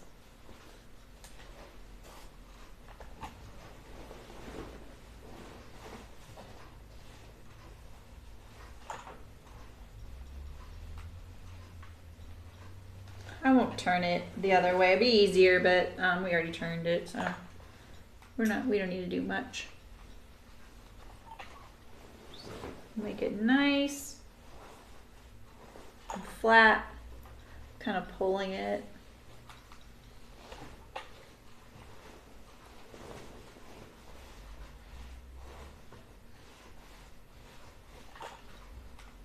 All right. And then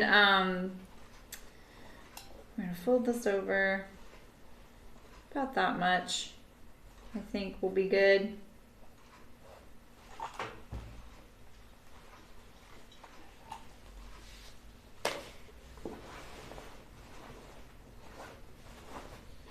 I never do this. I never pre-fold things.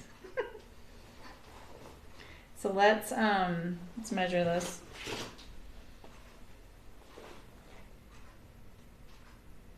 So it's like a little over 1.25 inches, which makes sense. My elastic is 1 inch.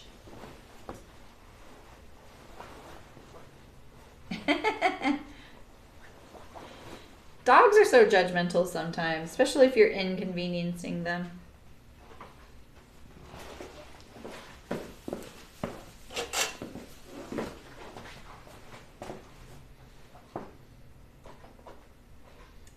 This ruler's kind of fat. But I just want to get at the front and the back like that, and then I'm going to do this. Just going to pull it.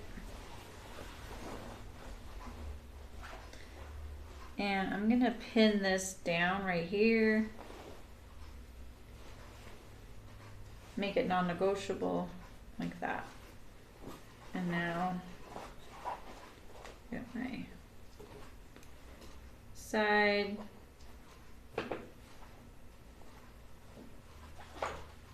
There's my notch right there, and my notch lined up, I'm pretty sure, right on the seam allowance there. So you kind of want to make sure, more importantly, if say your notch didn't line up to the seam line, say it was like 1/4 inch past, line up your other notch to the notch, not to the seam, because you don't want to get any torquing. You know what I mean? We don't like that torquing stuff. All right, so now I'm gonna just pull this like this, check it out.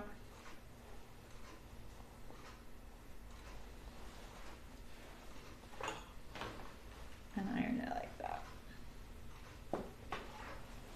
I don't really need the turn under amount. As long as I have the top fold, that'll be good enough.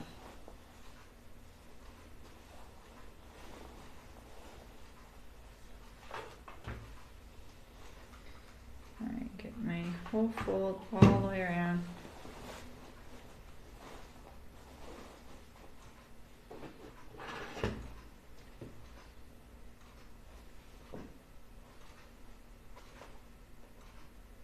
Look at that, it's like spot on. Oh.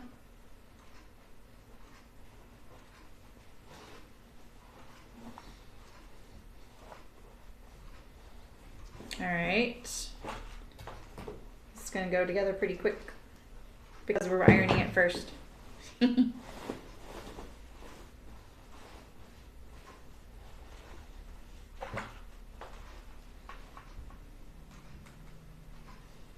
right, so now let's look at this side here. Looks pretty consistent.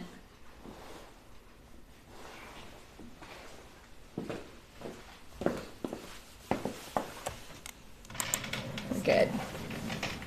All right, so we just need to leave a section open on the back. So we'll stop sewing about right here.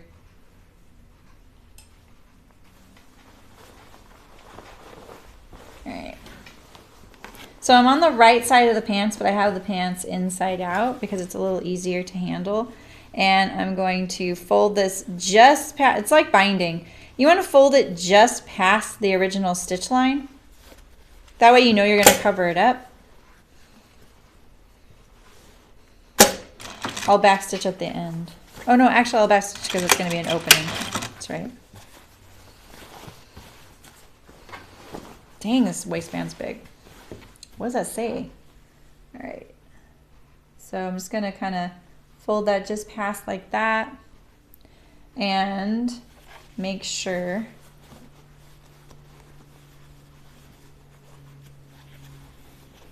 come on.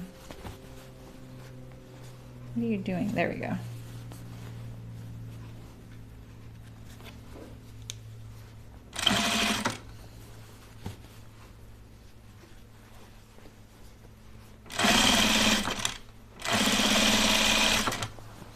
This way, you know the outside's going to look really nice. You know, the inside's going to be pretty good still, but you don't have to worry about it. So let's see, you know, like if I'm missing, so see my stitching is up here and it gets lower, but it doesn't look so bad because it's on the inside, right? As opposed to if you flipped this and you were sewing this from the inside, you'd be really worried about how it looks on the outside, even if they are just jammies. This way you're controlling what you're going to see. I think I like that better.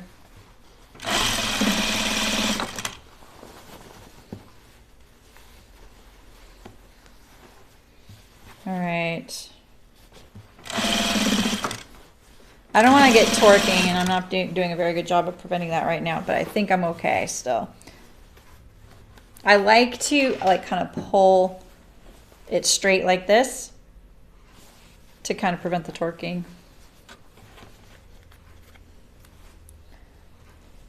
Yeah, this is an interesting way to sew a waist casing, Samia, because they want it clean finish, and it gives you that opportunity to fully enclose the elastic. The kind of the good news about this is if, say you are a little worried about what elastic length to cut. Did I just make that a little wider right there?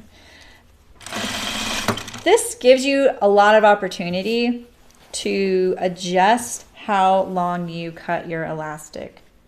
There's some good reasons to do it for that reason alone, you know?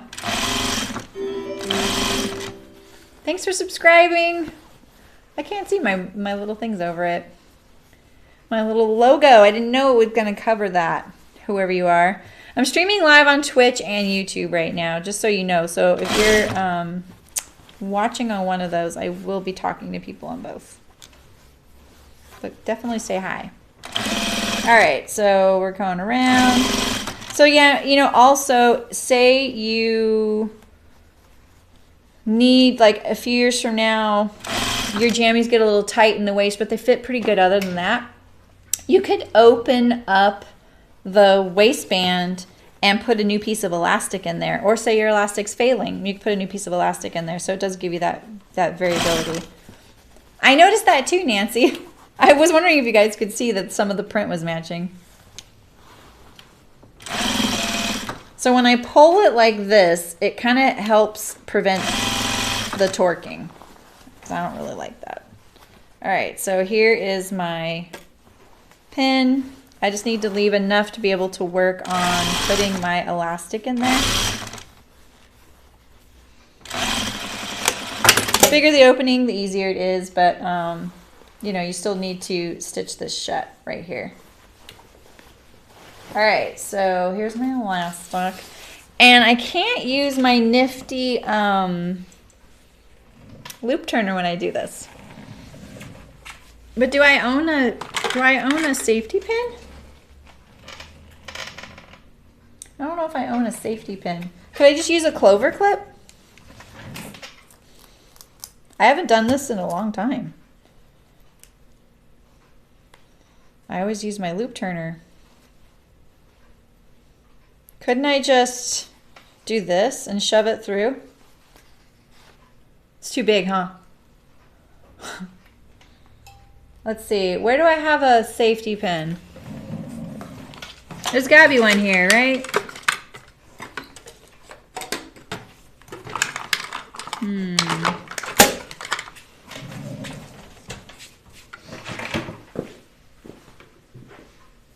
there one here? Or, oh, I found a paper clip. Let's see, I need a safety pin.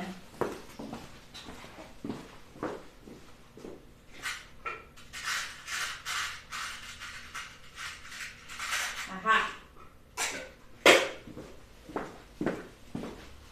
I found one. I need a bodkin. Yeah, right? When I grab it, I'm gonna let go of the fabric. You mean for that clover clip? Oh my gosh, look at this safety pin. I've just seen better days. It's damaging my elastic. Oh. How do I not have a safety pin? Okay. So if you have two safety pins, it's kind of helpful because then you can pin your other end to the pant so you don't pull it all the way through.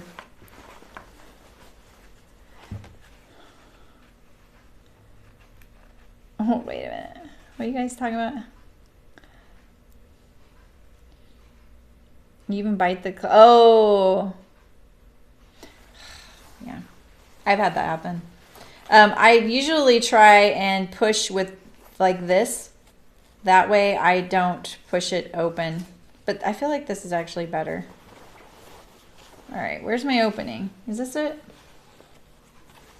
I feel like I'm looking right at it, but oh, here it is right here. Okay, here we go. Here you go. So this I just really don't like doing this part. This is why I like serging it on, you know? Yeah, this is gonna come undone. I can tell. And this is reminding me that when I used to have to do this a lot, I would always put the start and stop of this not near the center seam so that you didn't have to deal with the seam allowance there, you know?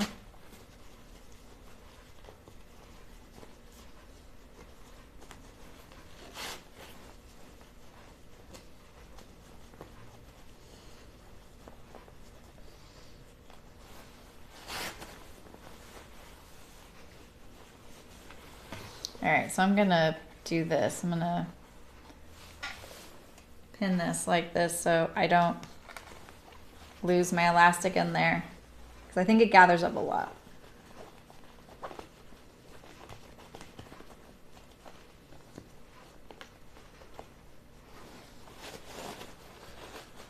But at least you don't really have side seams to deal with.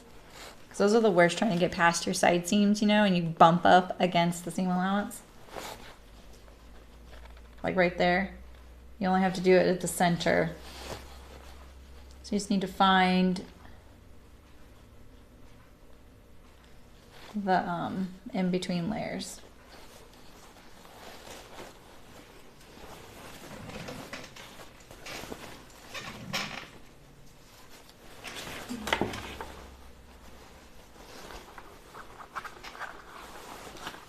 Yeah, I feel like it's already twisting.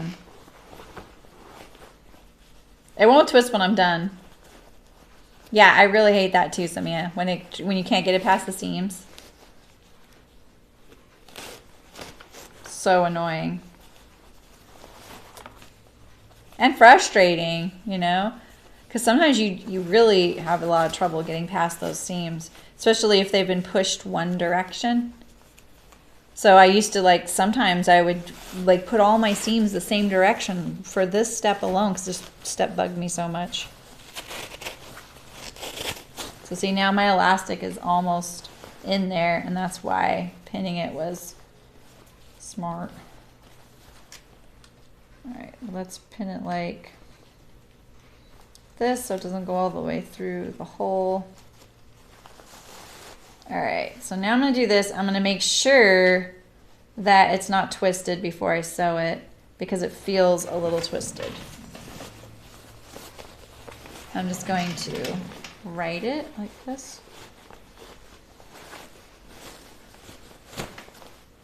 No, no, no, no, no, no, no, no. No, no, no, no, no, no, no, no.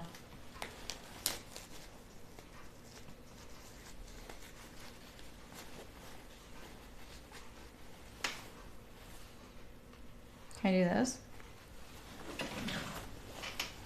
I'm always like still learning the tricks with clover clips. Okay. So see, right now the elastic is like this in here. It's like cupped because it's going through so many gathers. So I'm just making sure it's not twisted right now, and it's not, just like this.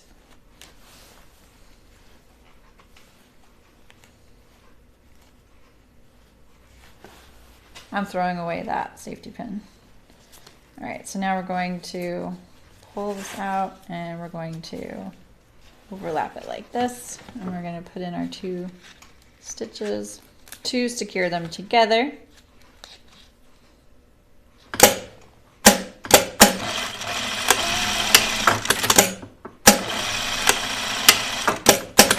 Just like that, because then it's really strong.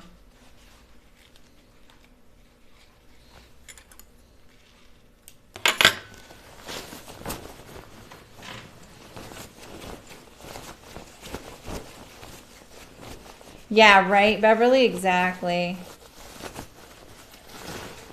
Yeah, so let's evenly distribute your gathers.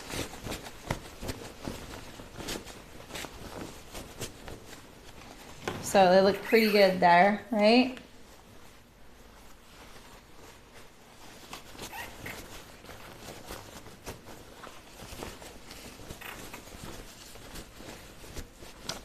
All right, now we can sew this closed right here.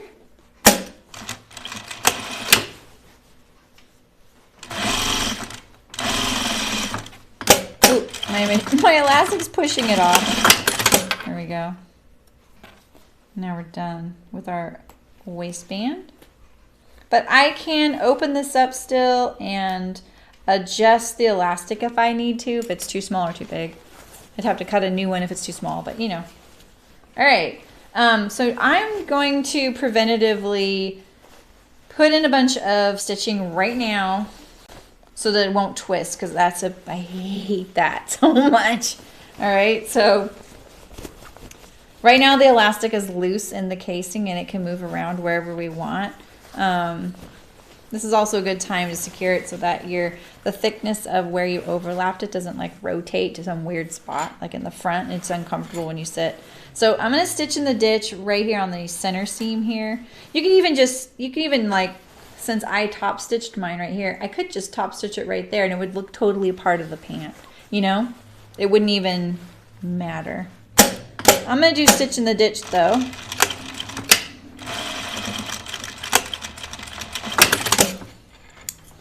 And now I'm just securing my elastic everywhere so that it won't roll. And I'm going to do it at the side seams and the center front seam and the center back seam. I just did the center back. So let's make sure.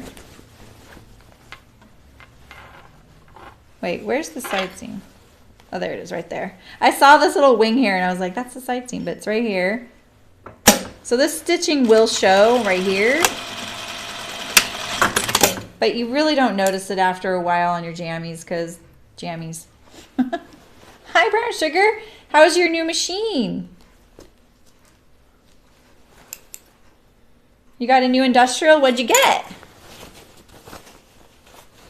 All right, so here's our center.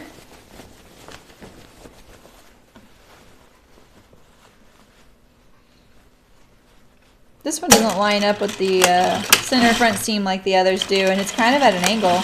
So I'm just going to stick to it so that I don't accentuate the angle anymore by stitching next to it, because then it would be really noticeable. Oh, so you just have the head so far? Cool. All right, last one.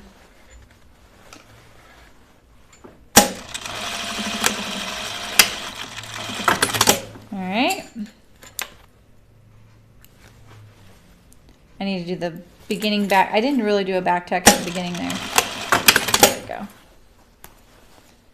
Cool. So now I have a non-roll elastic waist.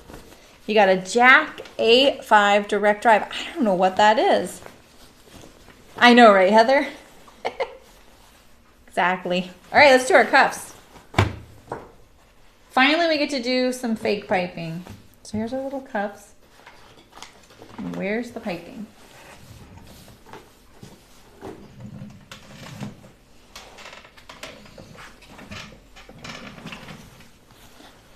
What did I do with the piping again? Why isn't it waiting here for me? Oh, it's way over here on the ground.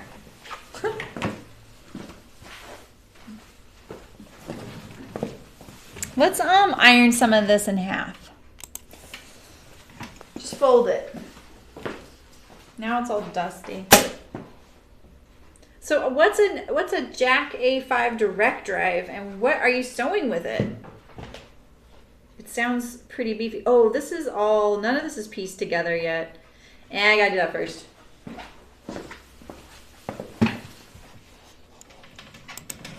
So it's funny, I found this binding. I know it's pre-washed, but because it's all rolled up like this, I literally thought it was a continuous piece, but it's not. Oh, a Juki 9000C, but a little bit better. It's like the Juki. So what is that? Is that like a single needle? All right, so I'm gonna do this. This fabric is so hard to tell the right side to the wrong side.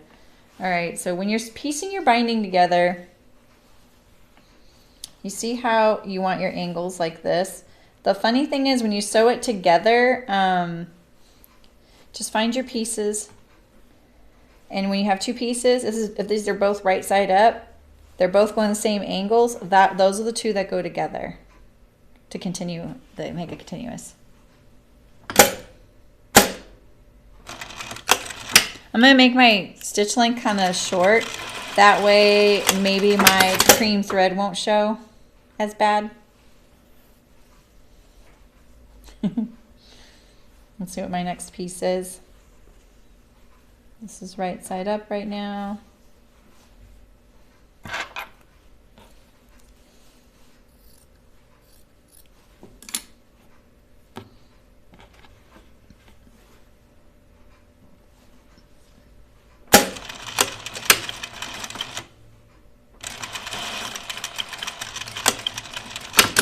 All right. And I like to coil it as I go. Cool. Congratulations.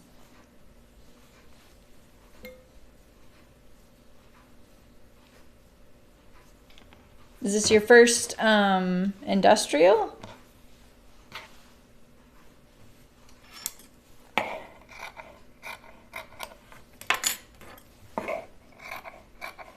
There's a big old cut in that. All right, let's see. I keep trying to make sure I got, this is my right side, all right. Wait. Yeah, that's my right side to my right side, okay.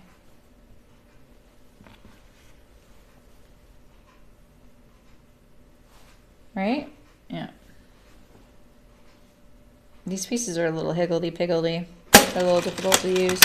They're all so short. Kind of a bummer.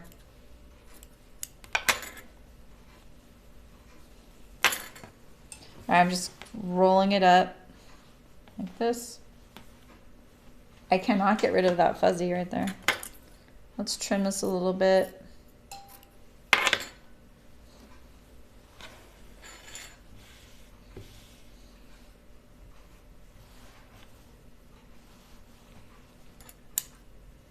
This is the right side, and that's the right side.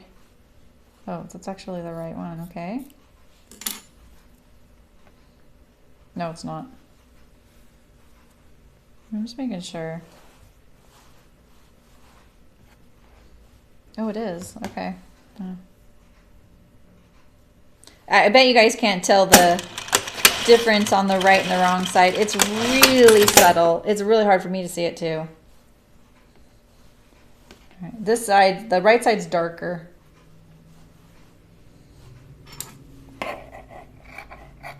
An angle is a little nicer. It reduces the bulk of the seam allowances piling up on each other when you're sewing the binding. It looks a little more invisible. This fabric is like a really lightweight lawn, so it's, you know, it's not garment specific. It's garment specific. It's not like a quilting binding. You know what I mean? Oh, you like buying it ready-made? I just really like the customize option of making my own. And I didn't have any binding in this like color for these moths. I'm kind of hoping it works. Once it's folded in half, I don't usually press, I don't know why I'm pressing my seams open. I never do that. I usually press them to one side. This one's a little wonky.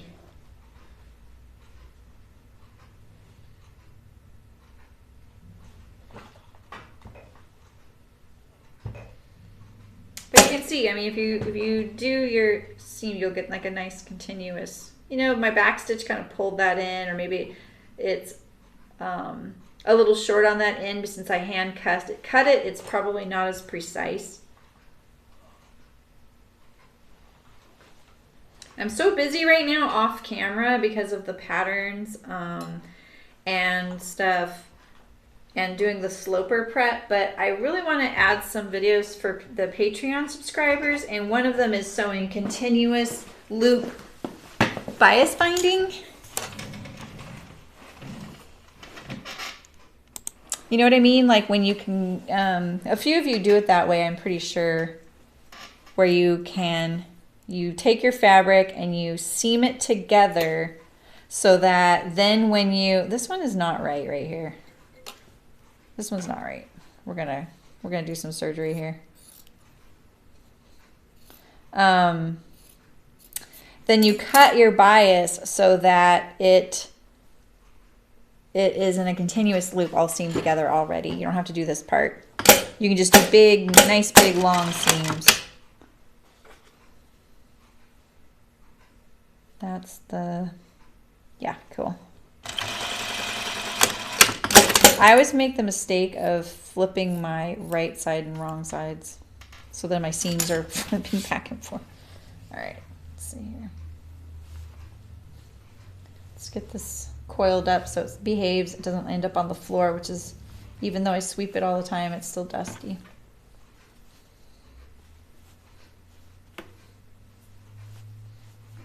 All right. Oh, I wanted to iron this in half. So now let's iron this. Let's fold this because we're going to do fake binding. Oh, you do, Terry? Yeah. See, that's so smart. Why are you nervous, brown sugar? You'll be fine. Ah, that's awesome, Rachel. It is so handy, isn't it? If this is your first industrial brown sugar, I promise you'll get the hang of it. I don't know which one that is, a 9000. I have an 8700. So it's a pretty straight up single needle straight stitch machine. I don't have needle feed or a walking foot. A lot of people think that's what I have. Oh, that's the came all done. No. But no, it's just a regular pretty basic machine. So I'm just trying to fold this directly in half and not stretch out one side. And I'm only doing this because we're treating it like piping. I don't ever do this when I'm binding. I don't pre-iron things. But you can, and there are these really cool little tools if you want called Clover bias clips, and they're really great. I don't use them, but people love them. I have a bunch too, and I've never used them.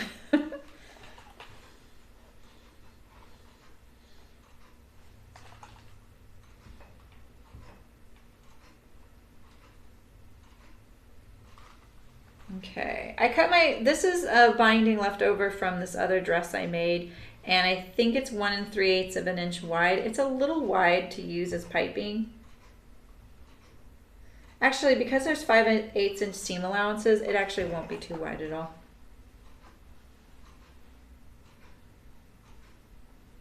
Okay, cool, Beverly. It's a quick video. Really, it's just sitting down and doing it. It's not hard. But I finally remembered how to do it. It kind of popped in my head. I was like, oh yeah. And it's kind of like how they make my professional cut stuff, I'm pretty sure. Because the seams on my professionally cut made stuff they're definitely been ironed and pressed because they're super low profile, and they wouldn't do that right here. They wouldn't do that by hand like I am doing right now. They probably put it through a machine that presses it. I'm almost done.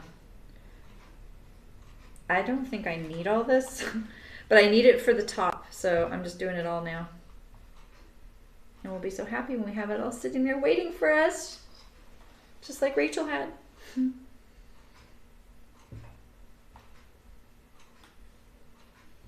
All right. So there's our fake piping.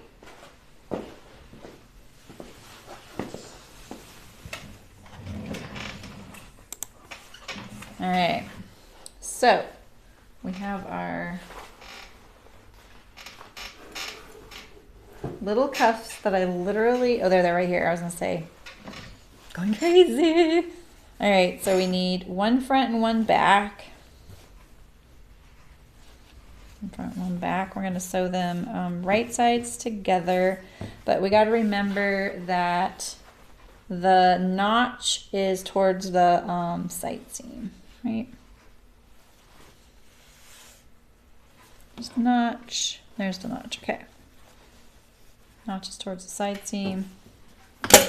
We'll do 5/8 of an inch seam allowance.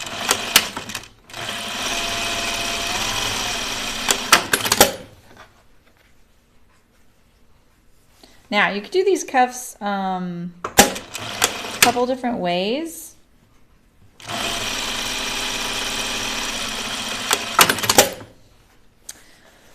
You could just fold these in half like this, right? Fold this in half like this. Serge the edges or zigzag the edges together. Zigzag the edge of your hem, sew it right sides together, press the seam up and top stitch it. That would be the fastest and easiest way. I'm pretty sure it's not what I did here because I clean finished mine. Because I kind of figured that's what you guys were going to be doing. So we'll do it just like I did the waistband. So let's put these two together.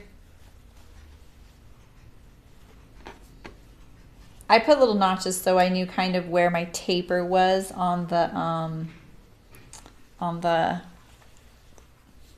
cuff, because I remember I kind of narrowed my hem of my cuff because I was running out of fabric and I cut them off grain. Oh, that's good to know, Rachel. The ones I have are these guys. You know?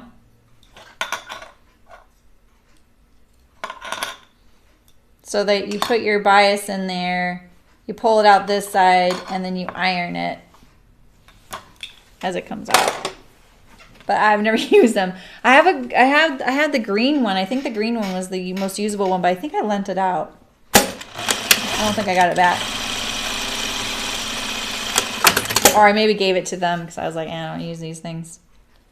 All right, so just finger press these. The poplin is so great for finger pressing. It's so crisp.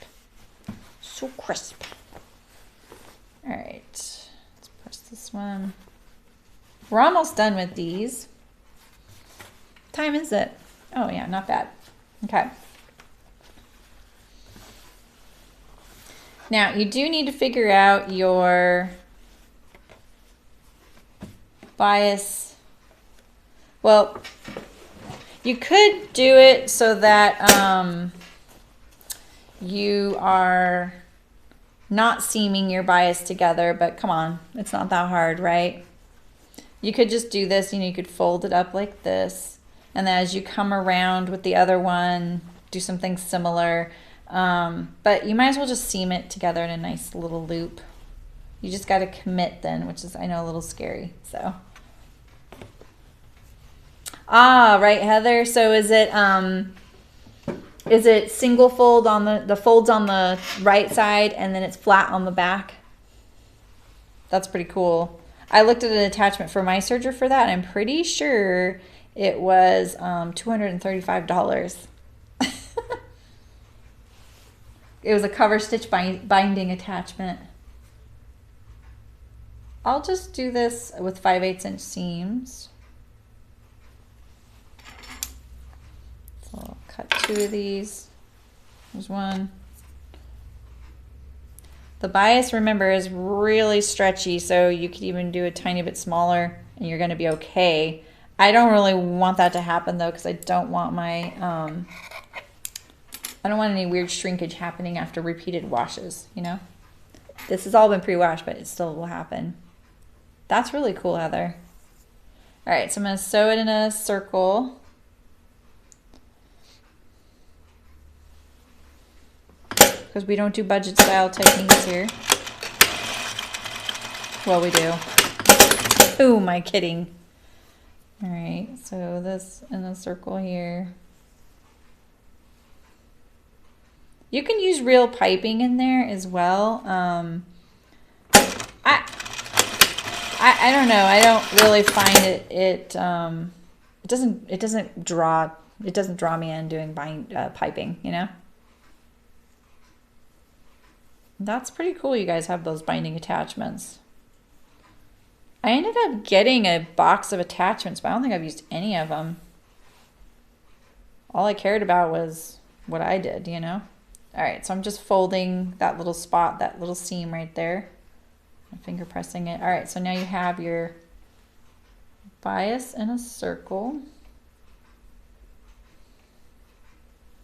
There's no real rule why it has to be bias. Bias just tends to be a little easier to use. All right, so let's see. I just want to see what my seam allowance is if I do 5/8. So I might have to back off my bias a tiny bit from the edge like that. Because if I do a 5/8 inch seam, it puts it right there. That much would be sticking out. I like that. Now, if you pre-sew it on, like I could right now, the only danger with that is when you go to do the seam, you may end up having this stitching sticking out. So don't do it at the 5/8 inch seam allowance. You know, I'm going to put my bias about 1/8 of an inch down from the cut edge. I wish I could talk in centimeters. 1/8 of an inch, what is that, like a little over half a centimeter? No. It's like 1/4 centimeter. Do you guys talk in 1/4 centimeters? All right, I'm going to line up my seam there.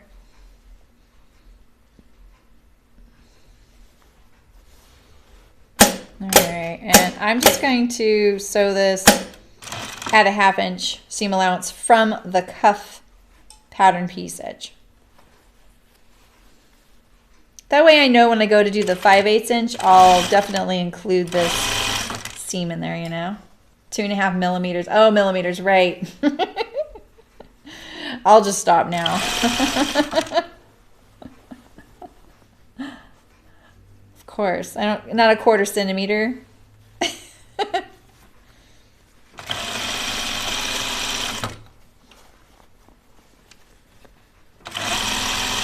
I got to work so early today, I'm actually hungry right now. I had to leave the house because of the tree trimmer people. All right, so we're just tacking this on here. You could just do this all in one step. You don't have to tack it on first, but I'm going to, you know. All right, so I have, this was the one with the front, and why do I always lose? Oh, it's right here. Let's see, why am I losing things? So, all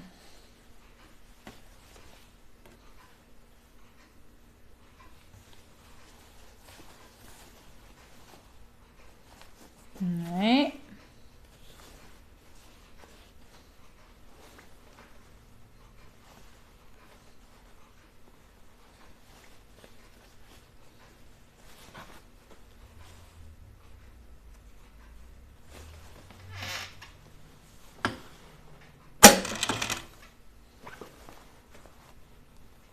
That in there.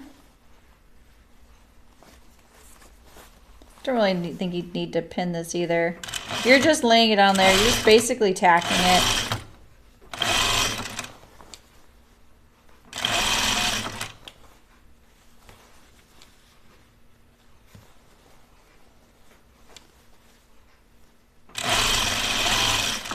Wait a minute.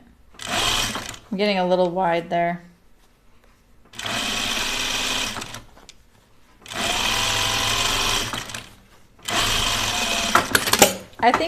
I think this will work though, this trim, that color. Look at that. It looks really good, doesn't it? All right. So now I'm going to do this the way I do my waistband. So I'll do it from the inside to the front.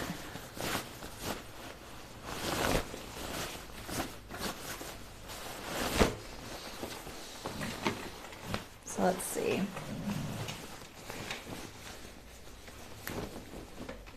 These are pretty cute. All right, this is my front pants facing up.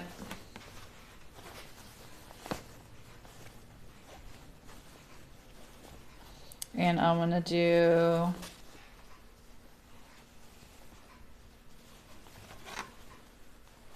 the non-binding edge.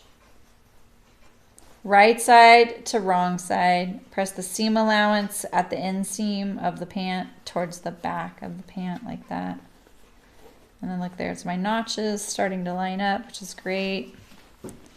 And I'm going to do 5/8 of an inch seam.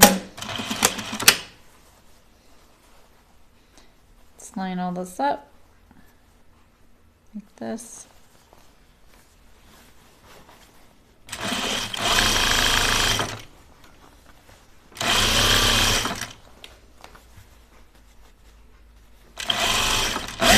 Don't have to worry about your bias yet.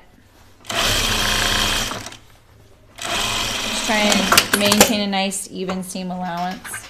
And then we're going to iron these, push all the seam allowances towards the cuff. Oh, this is a little, wait a minute. Why did I do it like this? Oh yeah, like this. I could do that. Yeah.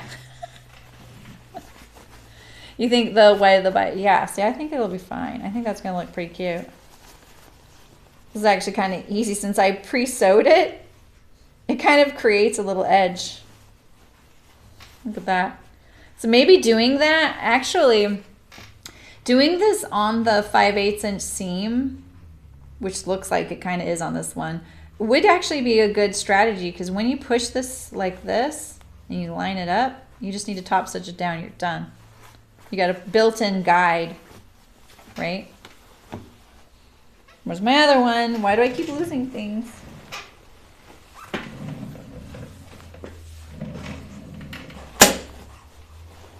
Does it drive you guys as much crazy as much as it does me that I lose things all the times?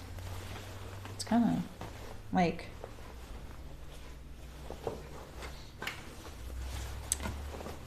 all right, so we have our right side. We have, this is the front. When it's narrower, it's always the front. Put that inside here, like this. Line up your seams, press your seam allowance towards the back. It's a lot easier to sew from the inside of the circle like this on a machine like this with the no free arm. I don't have a free arm on an industrial. And some, like my home machine doesn't either because it sits inside of a table. Unless I'm like out sewing somewhere else, you know? So.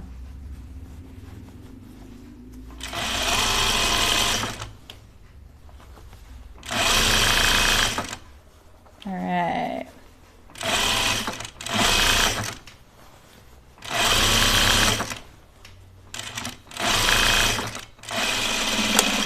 The best part is, you know, I've already pre-washed these. I could wear these tonight if I want.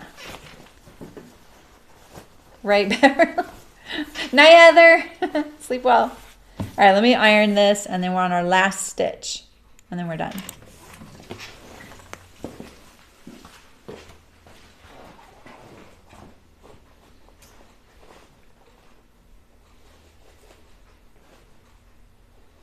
I feel like it might be easy to iron this now, this part right here.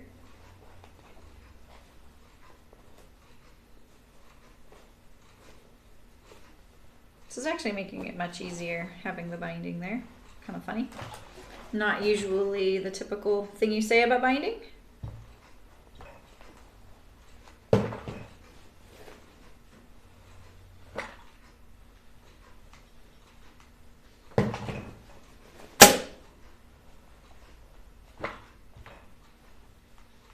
It's Eliza who listens to us when she's driving, isn't it? I'll have to ask her if she does like an audio version.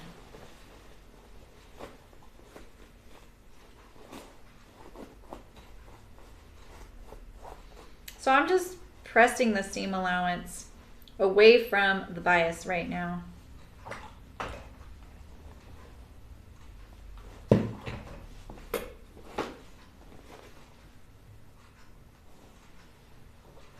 It doesn't look like I did some crafty seam allowance, does it? When I attached that. All right, and I'm going to turn these inside out.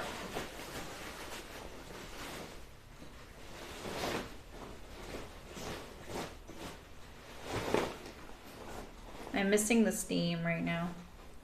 All right, and then I'm going to fold this up to there. Like this. Fold this one there.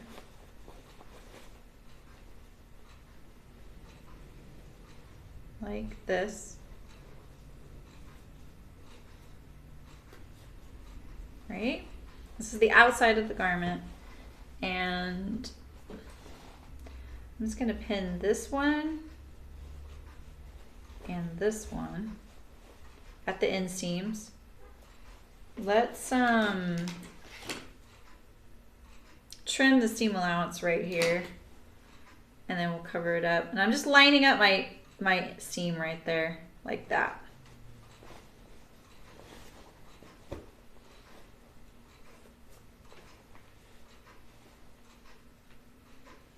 There we go. All right, now I can just go like this. Make sure that it's all lining up okay before I press it.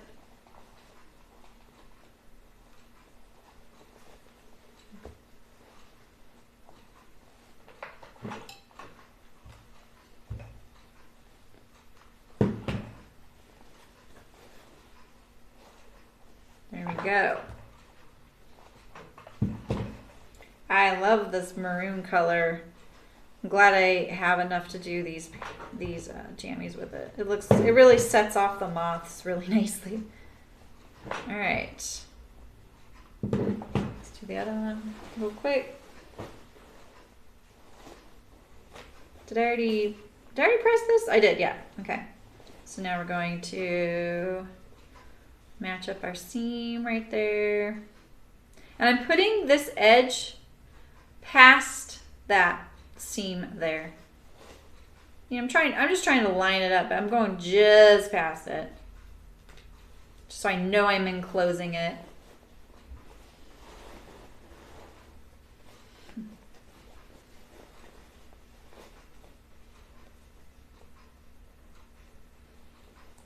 All right.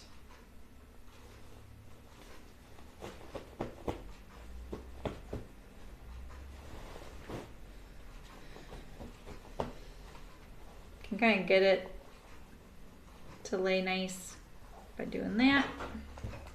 Because it's straight, pretty much a straight cuff, I can do that kind of trick, just kind of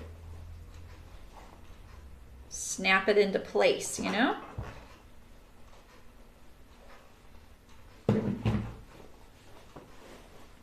All right, that's what that inside's gonna look like. Give it another little press. I'm missing the seam. All right, let's do it.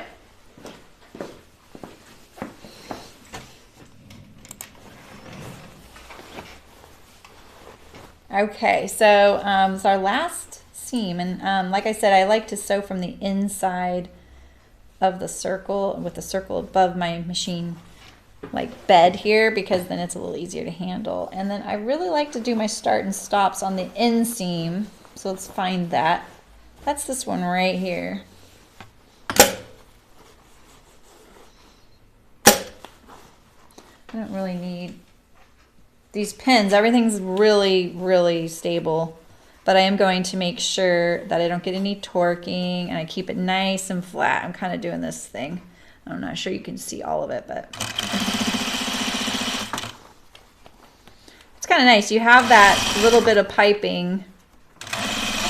That's also going to cover up everything, right? You could use it to your advantage.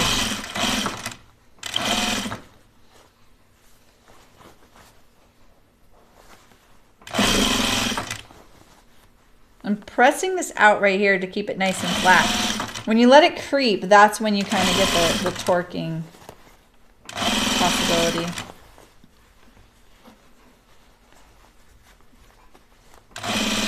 So I didn't end up following my idea of doing the less than half, like when I put the bias on here, when I tacked on here, I did like a 1/2 inch seam, remember? And now I'm kind of using that seam as my guide. So my piping edge is wider than it should be, because it was kind of an unforeseen benefit that I wanted to take advantage of. So why not, right? It's going to make my cuff like 1/8 of an inch, you know, wider. And my pants 1/8 of an inch longer. All right, so here's my inseam. I was just looking for it.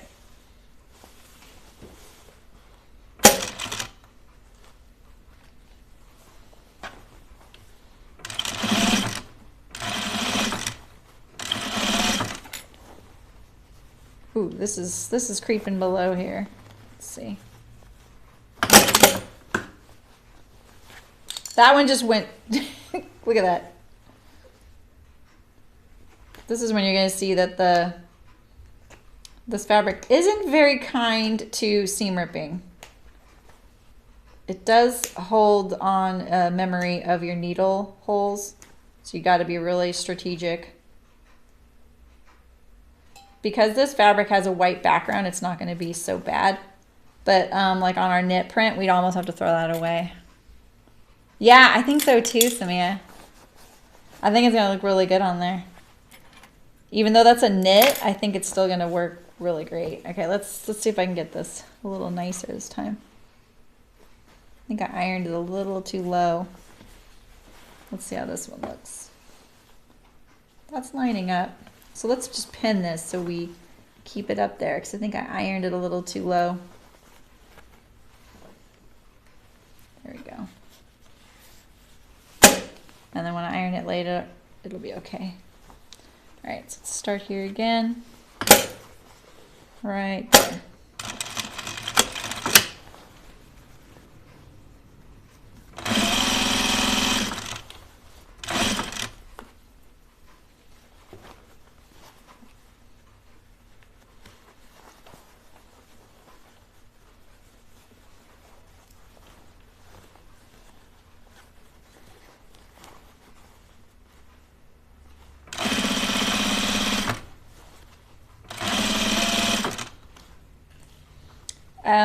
I think like when you're doing something like this, you could pin the heck out of it. There's nothing wrong with that. But sometimes just letting the fabric guide you, like ironing it in place like this, is easier. And when you have pins in these small areas like cuffs, they really tend to poke you, and it's so frustrating. You know what I mean? It's just... So look, you know, we do get really close to the edge there, and we're a little lower here, but that's the inside, and it's not a big deal. So that's why it's nice to do this from the outside of the cuff. This is where that I didn't iron it quite on the edge there, so I'm just training it. All right, so we're done.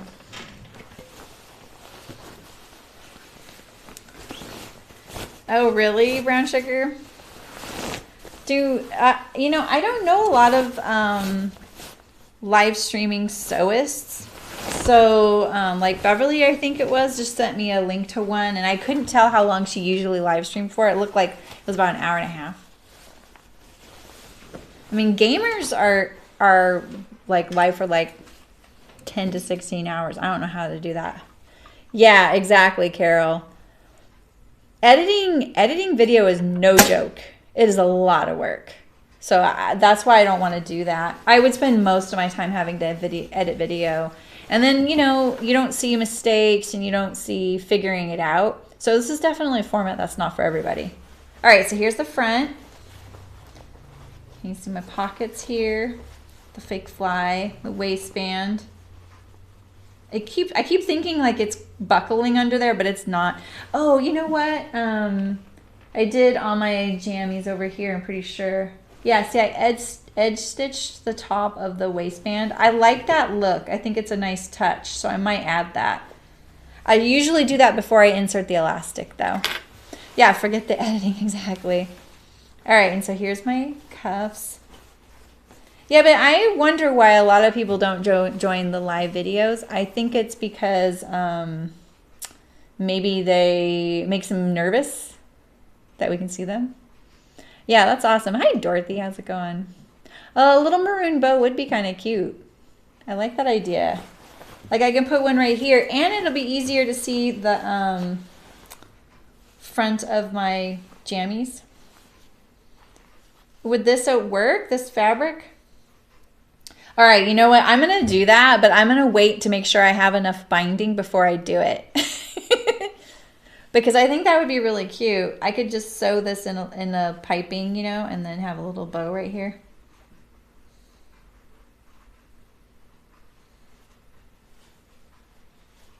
Right?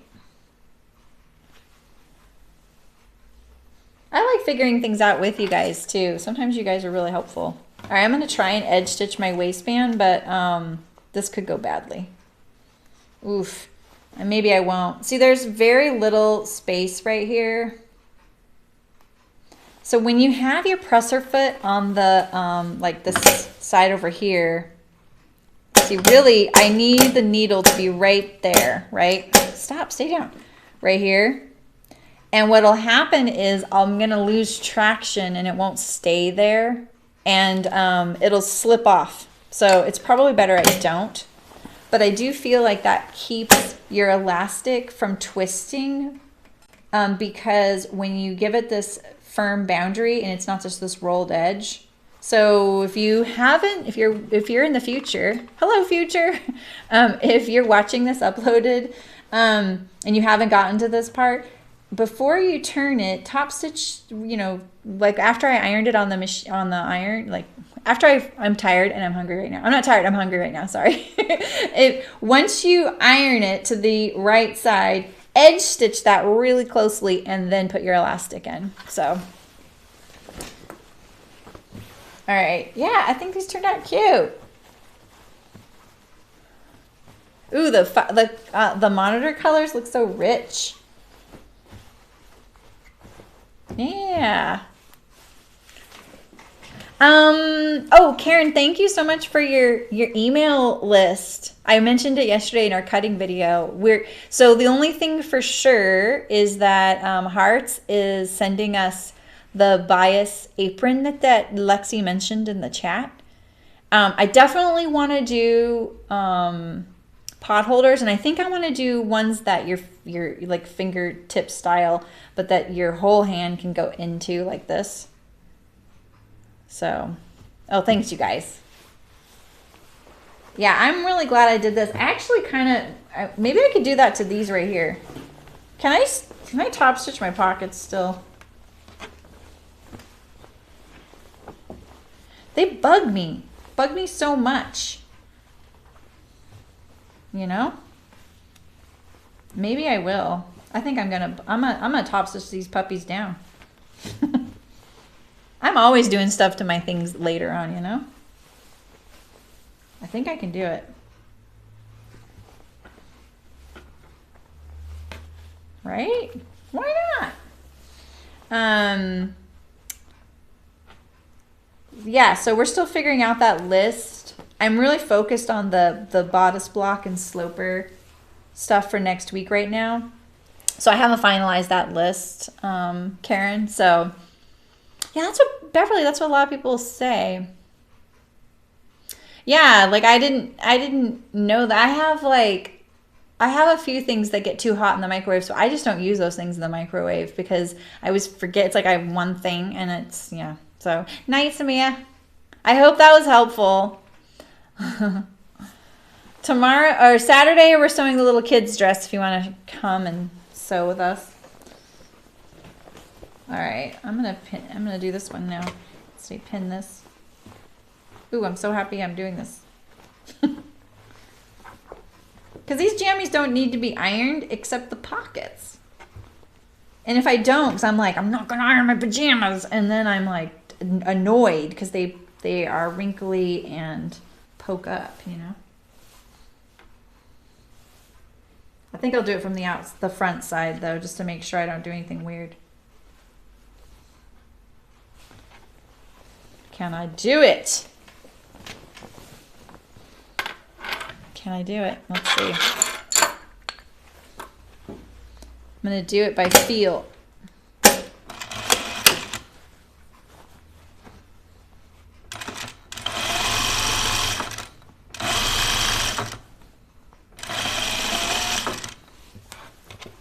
I think it's worked. Oh, wow. Have a great trip. Have fun. I hope it's a good trip. Night, Cheyenne. Where'd it go? Oh, there it is.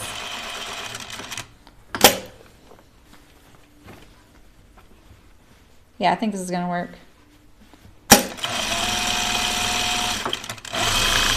I was just worried I was going to get a little buckling, you know? Let's take the pins out because that'll be kind of rude if I don't get rid of those. Yeah, see? That's right, Nancy. Yes, that's right, you guys. Flash sale on Hearts. 20% off everything, you guys. And I don't... Is there a code? Thank you so much for reminding me because I think I'm going to take advantage of that too.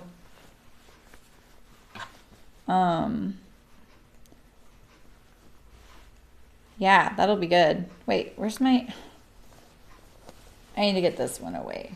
Too far away. Too close. I'll just leave it out.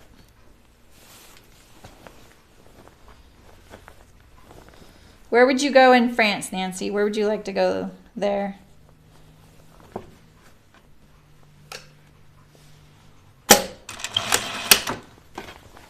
I used to watch a lot of French movies in my 20s.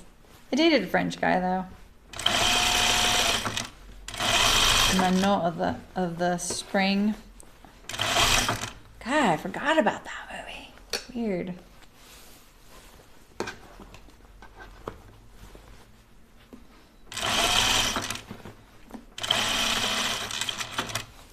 This is selfish sewing for sure. Selfish meaning now I won't have to be frustrated by my pockets. It's not that selfish, is it? 6 p.m. Pacific. Okay, thanks, Carol. All right, cool. I just did myself a huge favor. I was just so nice to myself. Wow. All right. Look at that. They actually look, it looks kind of cute. You see the stitching? Provence. That'd be cool. All right. Well, that was fun, you guys.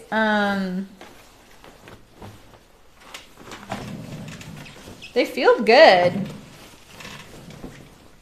They feel pretty good. Crazy pants. Except I really wish I would have done the top stitching right there.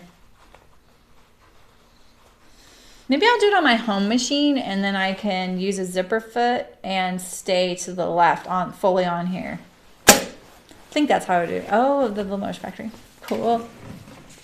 Yeah, I feel like I wouldn't mind living, you know, like the French countryside. Looks like I pattern matched. Oh, because of my top stitching, but that's the seam. I definitely didn't pattern match. So like on a zipper fly, you would have edge stitch this too, you know.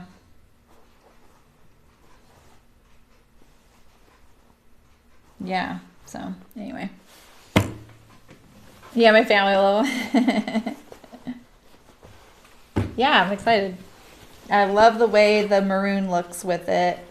I think that was, I'm glad that worked, you know. Yay. All right, cool. Well, I will see you guys Saturday. And then tomorrow, then the two legs seem kind of, wait a minute, really? Oh, like the print across from each other. Yeah, they do. You're right. So if you weren't here earlier, I figured out a way to create a document that will have all the measurements that you need for our make your own bodice / sloper along next week. And it's just on my website. So, you know, when you go and look at a project and you look at all the links for the videos, there's going to be a how to sew your own bodice block or sloper. And in there will be a link to the measurements. Because I forgot my website, I can do that. I can share documents on there, which is great. And then, and I explained a little bit about a bodice block on there. It's not posted yet. I'll make sure it's all ready. So that'll be next week, and the measurements will be ready. I'm pretty sure by the end of tomorrow, no problem. So that's my goal. I'm already almost done with it, so. Cool. All right, you guys. Well, I will see you on Saturday. I'm hungry right now, so I'm going to go and eat. I'm really excited to make the little dress. That'll be really cute and fun and really quick. So I think it'll be really quick. I kind of still want to line the bodice, I have to admit. And yeah, that's all we have planned. So maybe I'll sew something afterward. I don't know. Maybe it won't be that fast.